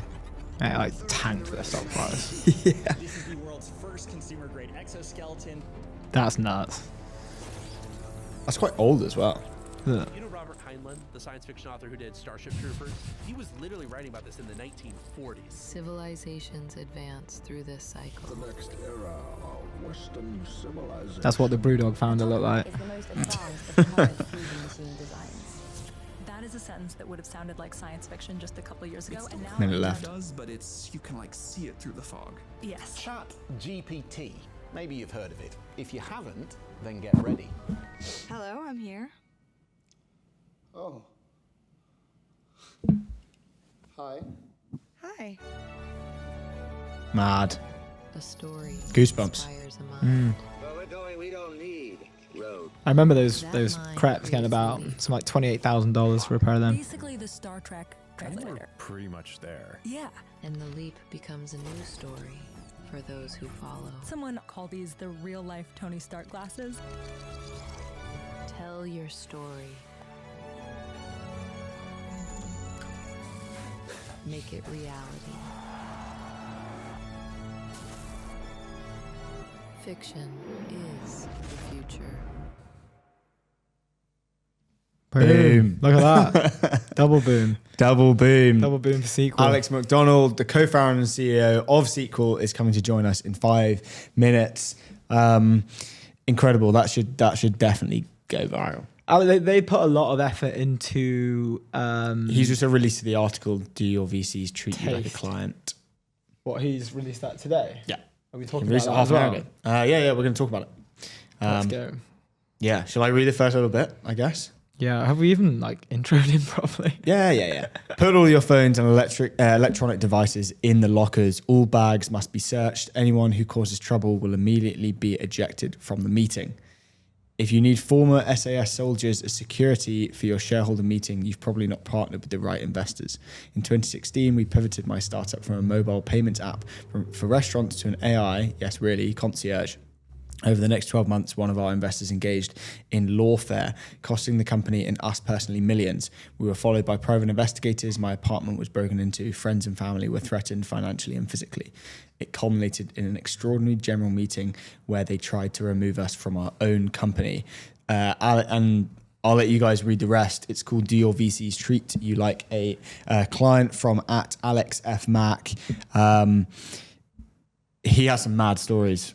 It's so cool. What was the one? Where was he? Where He's in France. the guy? Was it France with the? He was like He used to work for I don't know if he Yeah, I think he's mentioned this like Yeah, previously. he had that tweet thread that went viral about his experience. Was it in Venezuela? Oh, yeah. With like the Venezuelan government or something? Yeah. That was just basically ended up in just like warfare. Not with him personally, obviously, but like around him. Yeah. Which sounds nuts. So they were just basically coming out. It was just like him just trying to fucking first time I swore on the show. Sorry everyone. That's £10 to me. Is that a tenner? Is that a thing? Yep, that's it. Game over. That's fair enough. Okay, I'll pay you. Maybe we can have a swear jar actually on the shelf. We don't need one because we don't swear. That was one time. Yeah. I've never done it. No, you nearly did once. Nearly. Where you had to like then there was like is that the same? I think that's a $5. I didn't do anything wrong. True. You just demonetized us on every platform on earth. Yeah, Drake. Stream gets banned now. Yeah. Stream gets banned on X and whatnot. Game over. No, this is going to be an interesting chat. For those who don't know as well, the godfather of ETN, Alex was, and still is, someone that we lean on for advice as much as we can whenever we're lucky enough to get some of his time. He's previously exited Velocity Black for $300 million. One of the questions as well. Capital One. Yeah, to Capital One, which is the same guys that Snoop's up Brex. Look, I didn't know this, but he started SQL straight away after that exit, right? And like, I don't know about you, but maybe I'd probably want to. I was chatting actually with a couple of guys about this last night. Like, if you ever were to get an exit, like, what would be the plan? What would you want to do? And I think my first thing would like to get a chess tutor. I know it sounds weird, but I've played it for so long and I'm so bad at it that I just need professional like help. That would be my first thing. Before we have Alex on, leave outdated business banking behind with Airwallex, the all-in-one financial platform built for the pace of modern business, multi-currency accounts, corporate cards, expense management, online payments, all in one platform. Go to airwallex.com. I believe we have Alex in the studio. Alex is in the house. Let's go. Here we go. Are you crazy? What? This has been a long time coming, man. We've been pumped about this. Time coming, yeah. Am I your first West Coast guest dialing in from the West Coast? Not quite. We've had maybe like 2 or 3. Definitely less. What's the time there? It's definitely we've had to move 10 to 6, so 6 a.m. club over here. Yeah. One poor soul. Who was that? Was Spore Bio. Spore Bio, I think. yeah. That was rough. That was such a good chat. Like, it was amazing for how quickly they got up. But it was literally like, I've just woken up. My bed is literally there. As soon as I'm done with this conversation, I'm getting straight back in bed. Just like saying that stuff. We're just like, what a legend. But we've got like so much to dig into here. You guys have made a big announcement today. Do you want to maybe just tell us a bit more? We just watched the video just then. We had it up on the stream. Nice. Really cool. What's the whole thing? Yeah, Great. Can you just tell us more about this? Because the cinematography, the production value is incredible. Sure. Yeah. Let me tell you what we do at SQL first. So SQL is a digital family office for the world's best athletes, artists, and entrepreneurs. And we help them invest in founders who are advancing humanity. We have an early stage pre-seed / seed fund, and then we do Series A plus post product market fit investments as well. We've been operating for 3 years now, and I think one thing we've learned over those years, from day one, we've really tried to add value for portfolio founders. I think there's various different opinions in the world of venture about whether VCs add value or not. But over those years, as we've built more tools, services, and products to help our portfolio, we've actually decided towards the end of last year, it was after a conversation with George at Sequoia. Previously, I had founders as kind of the number 2 stakeholder on our list of stakeholders, just behind our clients and LPs. And after a conversation with George, we actually switched that up. So we put founders right to the top of that list of stakeholders. And we actually reoriented the whole business around our portfolio founders. Unlike typical kind of VCs or investors, 90% of our headcount is actually focused on adding value to our portfolio. There's only 2 people in the company who focus on investing. And one of them is me. So we completely reoriented our whole business, all our priorities internally around how do we create value for our portfolio founders, make their lives a bit easier, help them accelerate. As Josh Kushner said, we're under no illusion. We're not the main characters here, right? Our founders are the main characters.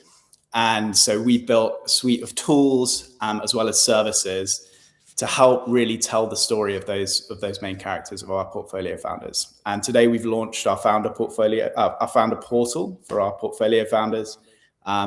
So that's gone out to our 37 portfolio companies today.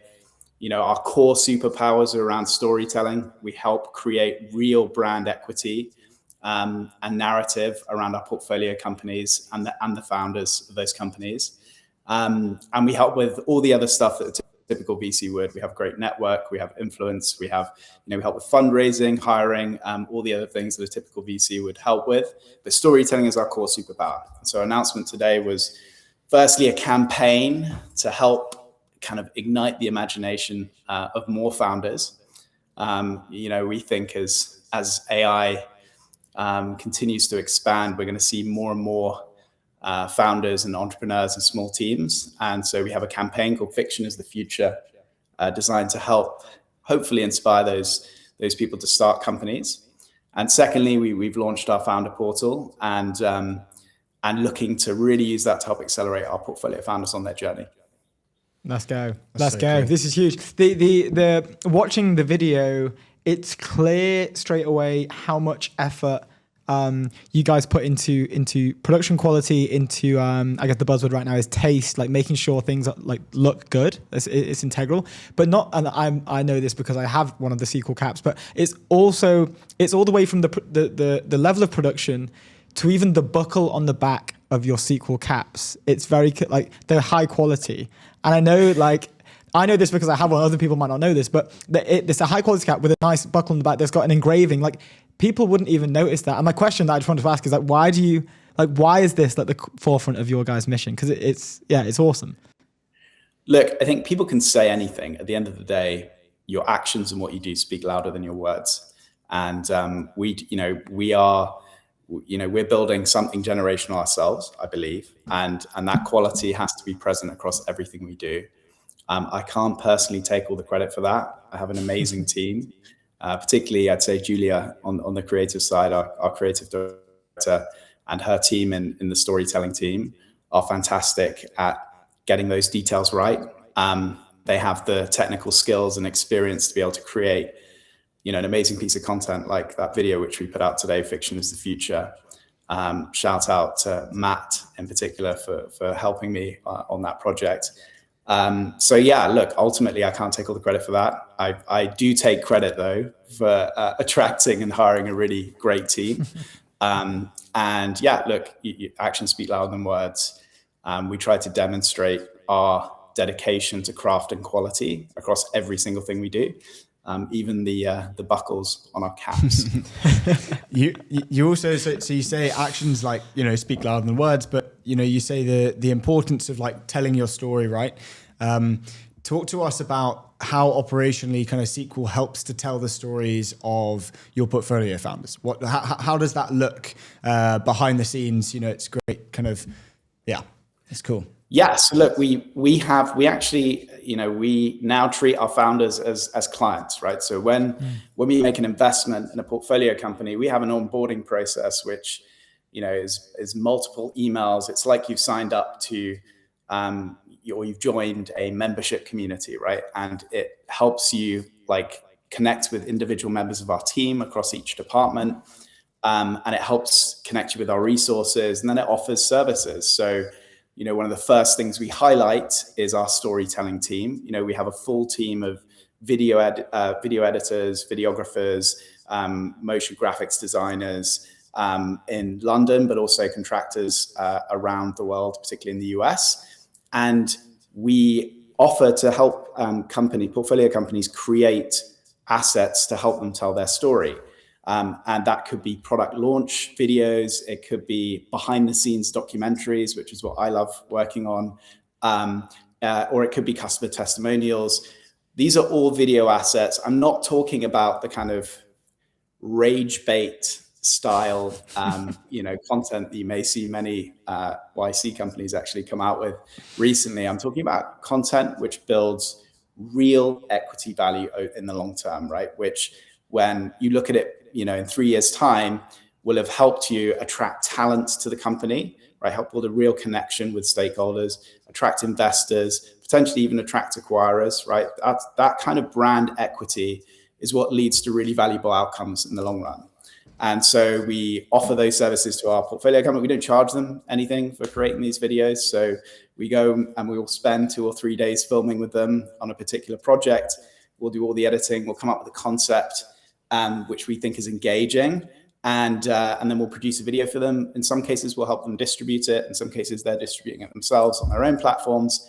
And in some cases, our clients help amplify those stories, right, by reposting them and engaging on social media. Our clients have over 300 million followers across all the different platforms. So that's the real core of it. It's like building real long-term brand equity through storytelling, and obviously helping distribute that and get it out there in the world. Yeah, you can see it like obviously A16Z are a huge kind of proponent for pushing like storytelling forwards. I wanted to ask generally in VC, how do you feel? I feel like it's still very different to the way other VCs work, and you're talking about VCs adding value and potentially destroying value. How do you feel? What do you feel VCs do best when they're adding value and might be destroying value? Yeah, look, I agree with Vinod Kosa when he says 70 to 80% of investors actually add negative value, right? They take up your time. They don't really help accelerate you on your journey. Obviously, the VCs that we co-invest with and we love to invest with, people like Andreessen Horowitz, who we have the utmost respect for, followed Mark and Ben's journey since they started the firm, and absolutely love everything they do. Though there are a number of very high quality tier 1 VCs, and this is how they become tier 1, who really do partner closely with their founders and help them with every aspect of company building if they need it, right? In some cases, founders don't need it, or they might need, a very high leverage piece of advice or introduction at a particular point in time. And, I don't believe any investor can make you successful. I do believe investors can break you. And actually, there's a story I've told as part of our launch today about how I've personally experienced that in the past. So I do believe investors can break you. I don't think they're going to make you, but I think they can accelerate you on the journey, right? They can help you bring in talent more quickly. They can help you aggregate resources more quickly. And so they're really just a supercharger for your own skills and attributes as a founder. So we believe we can add value, and we've demonstrated that, I think, so far with our portfolio companies. There's a lot to improve. We want to invest more in it. We want to bring more team members on board so that we can help more of our portfolio companies with requests. But yeah, look, no investor is going to make you. Investors can break you, and ultimately they have the ability to accelerate you. That's awesome. You slightly shifting away, like you've also angel invested in like over 50 companies or something near that. It might be more now, including an incredibly early bet on 11 Labs as well at pre-seed. I was when we were researching, and when we've been speaking in the past, I actually haven't mentioned that I found this, but it was one of Matt's write-ups from an interview that he did with you back in 2024 for, I think it was with Nodes. It was on a Substack piece, but it was about like the rules of angel investing, mainly mastering them, but also understanding how you can break them after you've mastered them as well. I was just going to ask, what, like, somebody who's starting around in angel investing, like, what are these rules? Like, what are the, like, how do you be a good angel investor, right? And I guess it's, I think in the article it actually states it's different depending on where you're at, but as a high level. Yeah, look, broadly, I think there are certain rules that whatever your discipline, right, whether it's angel investing or anything else, when you start off as a beginner at something, there are rules that are good to adhere to help you minimize risk and hopefully succeed, right? Whether you're trying to learn how to skateboard or whether you're trying to learn how to angel invest.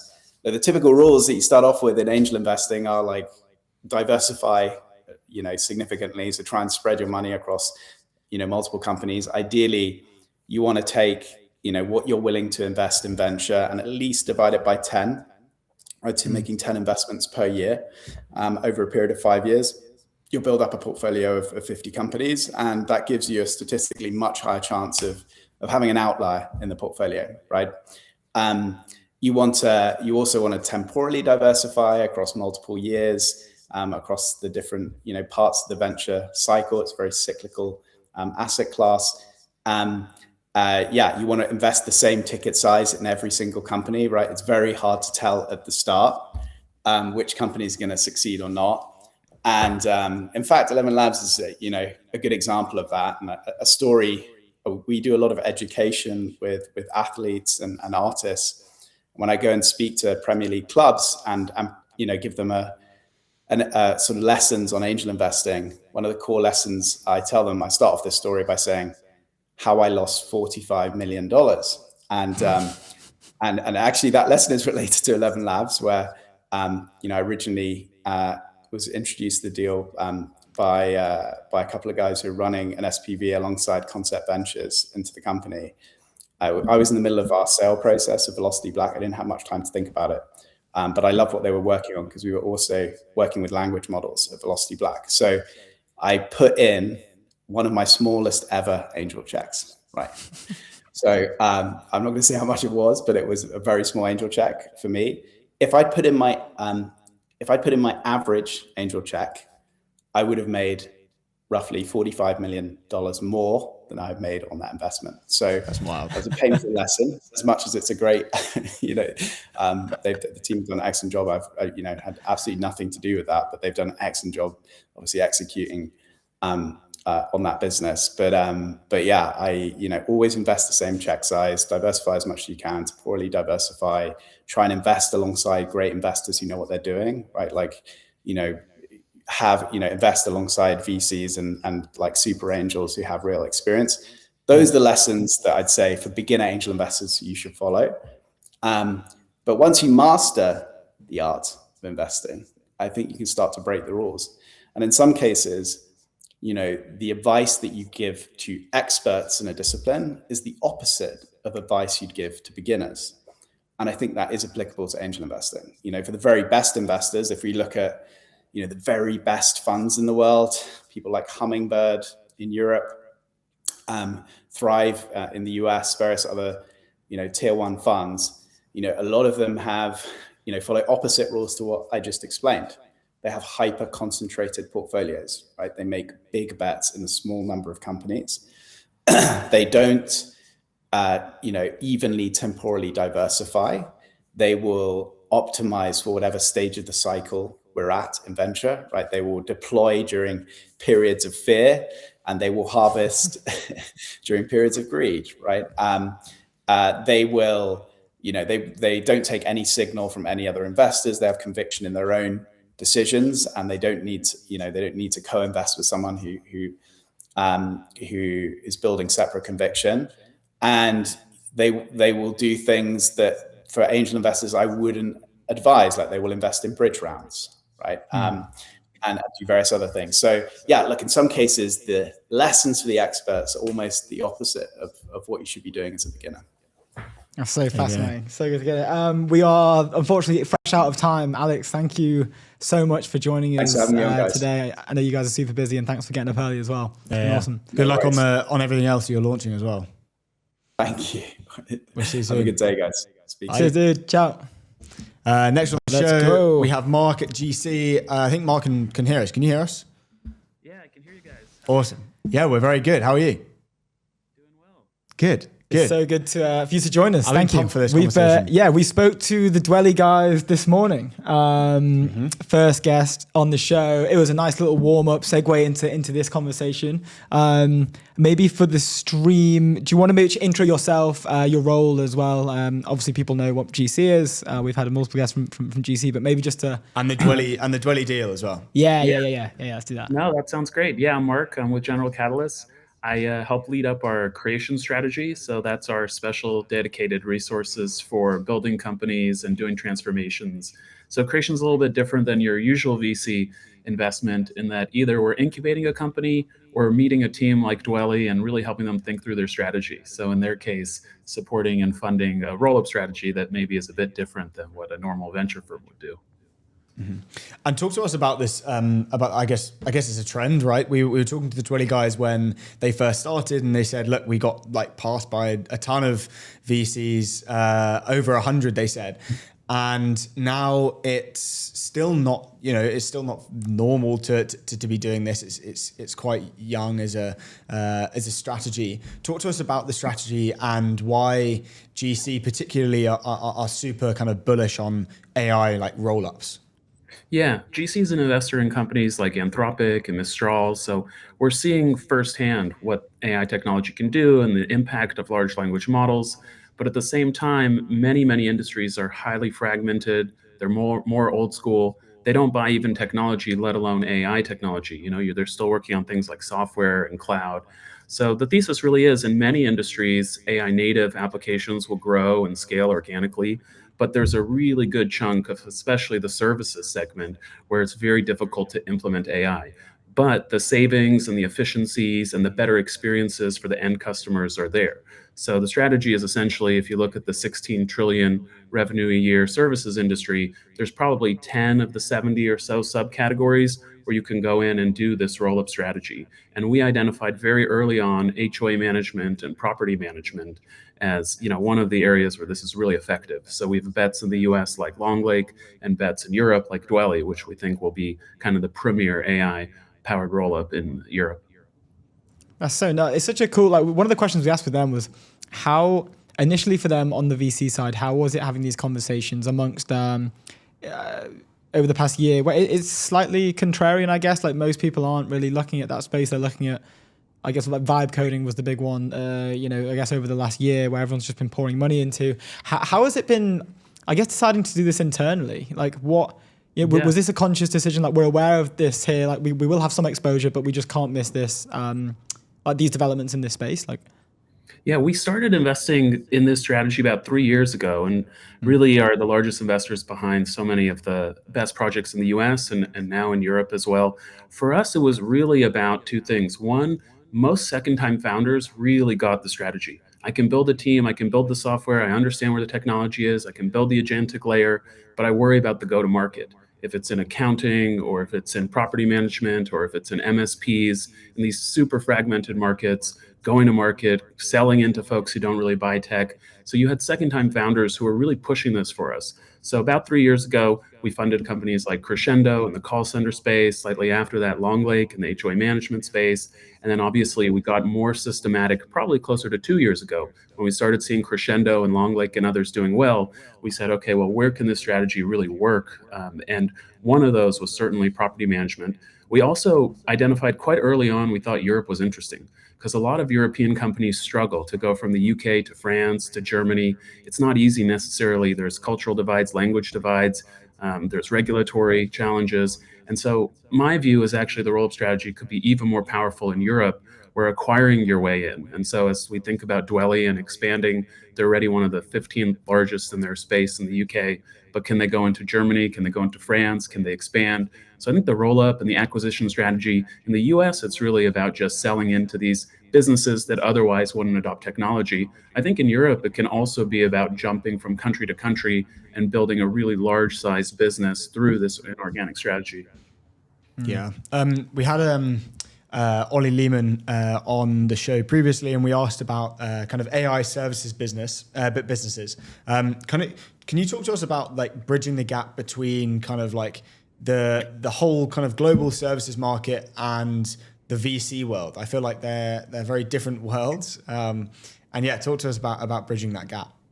Yeah, they're very different worlds because of the margin story. So, globally, services is a 16 trillion revenue business if you think about accounting and legal and IT services. And software is roughly only a 1 trillion revenue business globally. The big difference is once you hit scale in software, you have very high margins and really strong free cash flow. So you see companies like Microsoft and CrowdStrike and others do extremely well there. That being said, we think the whole services margin profile will change. In about 10 to 15 of the 70 services industries, we think where LLMs are today and agentic workforces are today, you can already automate about 30% of the tasks. So that's automating about a third of what people do, not necessarily automating people, but their tasks. And if you free up about a third of the time that people have, you can start suddenly have them doing things like cross-selling or adding new products or going and finding new customers. And that really is the Dwelly story as well. How do we give back a third of people's time, and now they can go and they can manage more properties. Now they can go and they can go find more clients. And so that drastically changes the margin profile. We generally see a doubling of free cash flow in an 18-month period in these roll-ups that we're backing. So it's a really, really powerful story of, unlike private equity where you're adding debt, you're cutting costs, and there's only so much you can do for improvement. Here we're actually adding costs, we're adding AI infrastructure, but we're going out and we're meaningfully increasing revenue. And it's that revenue increase with a much smaller corresponding cost increase that is driving this doubling in margin, doubling in free cash flow. So it's an extremely exciting story that really only AI native teams in combination with people who know their space can do. And so in Dwelly, we saw that in terms of, great technologists, but also people who had run businesses before at scale. Yeah. There were parallels, like we mentioned, like this fellow that we had on earlier, Ollie Lehman. He runs the solo AI entrepreneur. He has 130,000 followers. He teaches people how to use AI a lot more, and a lot of his friends are in a weirdly similar way. They're setting up sort of one-man businesses where they're helping executives set up OpenClaw, for example, and they're selling that as a service, like a services business, but on like a microcosmic scale compared to this. Like, are you following this at all? Like, do you have any thoughts on like that as a business? Like, obviously it's not VC fundable, but it seems to me that there are so many opportunities to, I guess it's like AI knowledge arbitrage, essentially. Like you're essentially bringing AI over to someone who either isn't up to date with it or is not just on a full company scale, but also for like one person doing one job. I think that's the last vector here, which is the implementation. Like there's been a lot of investing on the chip layer. There's been a lot of investing on the model layer. Hopefully this 600 billion in CapEx around chips and around models actually translates into real economic gains. And that last piece of it is the implementation. So I do think what you're referencing has a lot of parallels. On the AI rollup side, it's not we have the world's best technology. It's let's actually help implement it. Let's fine tune the models. Let's build the software on top. Let's have the agentic workforce on top. Let's get management to understand the product and to implement it. And so this sounds like something very similar too, where the technology is there. If you look at things like accounting or call centers or legal documents, the fundamental technology is there, but fine-tuning it for the last mile and then actually implementing it, building an agentic workflow on top, this is the part where a lot of folks, especially large corporations, get stuck, or more traditional services industries get stuck. So I think the implementation piece really will be the story of 2026 and 2027, if over the last few years, the story has been more around the chips and the models improving. Yeah. Is that similar in a sense with the kind of like integration problem as well? Obviously, you're kind of using VC cash to, as you mentioned, build up the technology as much as like, cut costs and integrate the businesses. How do you guys, or how do the portfolio companies balance building the new tech, but then also integrating into the businesses, or integrating the businesses together while, building all this new kind of stuff and everything moving super quickly?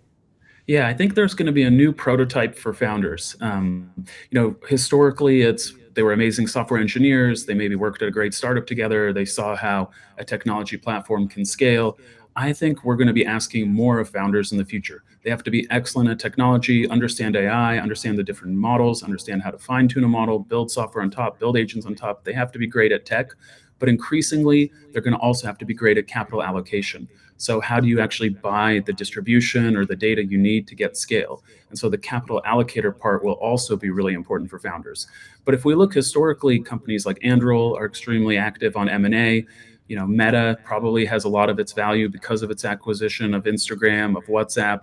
And so in many ways, the very best founders have always been great at the technology piece, but also at making these strategic moves and doing M&A. I think it's just happening a lot faster in this AI world, where having more data and getting to market more quickly are increasingly important. And so I think teams like Dwelly are kind of showcasing that in Europe as really one of the first preeminent AI-enabled rollups in Europe, starting in the UK, but certainly expanding soon. Yeah. Do you think in terms of like other industries you feel like are kind of ripe for this? They're highly fragmented and everything else in between and kind of, a lot of admin based and all of that kind of stuff. Do you feel like there's what industries are kind of the biggest signal for you guys at the moment? Yeah, HOA management, property management for sure is one. Accounting, legal services, insurance, IT, MSP, wealth management and investment management, fund administration. In all of these businesses, if you go in and you map out how are people spending their time, you find that 30% plus of the hours they're spending could be automated with tools around customer service, tools around data entry and presentation, tools around making marketing materials and other content and copy. And increasingly, as the models are getting better at logic and reasoning, really just basic logic tools. Should we underwrite this? Should we do this transaction? Does this NDA look good? And so the logic and reasoning part really has been over the last 6 to 9 months as the models have got better. There's been more fine tuning and there's been huge improvements in RL as well. So these broad categories, if they end up being 20, 30% of what's happening in a company, how people are spending their time, already today can be automated. So then it's just a question of sort of building out the software, building out the agentic workforce and taking the last mile and actually implementing it, which can be hard in many times. And I'm curious, you obviously lead value creation at GC. How has kind of like GC helped like architect the strategy for Dwelly, or has it in any way? Yeah. Has it helped kind of architect that roll-up strategy? Probably in two ways. One, tactically, we go and we look at the deals with them, and we have the benefit of, we've backed now 8 AI-enabled roll-ups in different stages. So we have the benefits of knowing bankers, knowing how to structure these deals, going in the data room, giving a sense of it. So we're really on the ground helping them. But I would say the larger part is thinking more strategically. GC is an extremely global firm, US, Europe, India. So we're also kind of comparing across these continents and thinking about how to expand and become a global company. Dan, Ilya, and team are extremely ambitious and want that sort of global outcome. And so we can be extremely helpful now as they look at new markets. We have offices in Germany. We're active investors, companies like Mistral in France. And so also strategically thinking about how do we make this a major outcome for them and all of the customers they serve. That's cool. Awesome. We're coming up towards the end, but before, we have to ask, you co-founded Tagomi, an institutional crypto brokerage, and it was acquired by Coinbase. Would love to hear more about this and this journey. Yeah, I was actually an early investor in crypto, and a friend of mine was working at Union Square Ventures. And in 2017, when the market started running up, we got a lot of inbound hedge funds, VCs, others. How do we do a 50 or 100 million trade in Bitcoin? At an exchange, we eat through the order book. At an OTC desk, we're getting marked up. Why is there no electronic agency brokerage? So we got extremely lucky. A 30-minute coffee with this legend, Greg Tussar, turned into a 3-hour working session. And we got the guy who ran electronic trading at Goldman for 13 years to join us as our third co-founder. And very quickly after that, Peter Thiel and Founders Fund backed us because they were very interested, of course, in acquiring Bitcoin. And we really scaled out an amazing product.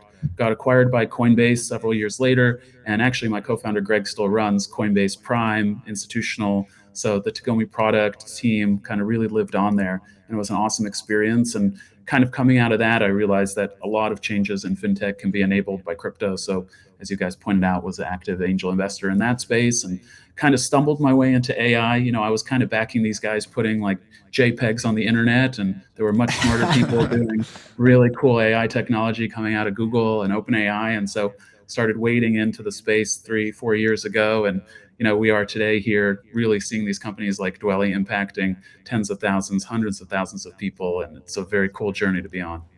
Let's go. That's sick. Dude, that's so cool. What a way to end the show. Yeah, amazing way to end the show. Mark, thank you so much for joining us and spending time with us today. It's been awesome. Yeah, thanks for having me on, guys. Anytime, dude. Have a good day. You too. Cheers. That is the show. Thank you so much for joining us. We will see you next week on Tuesday. Tune in then. We'll see you soon. Love you lots.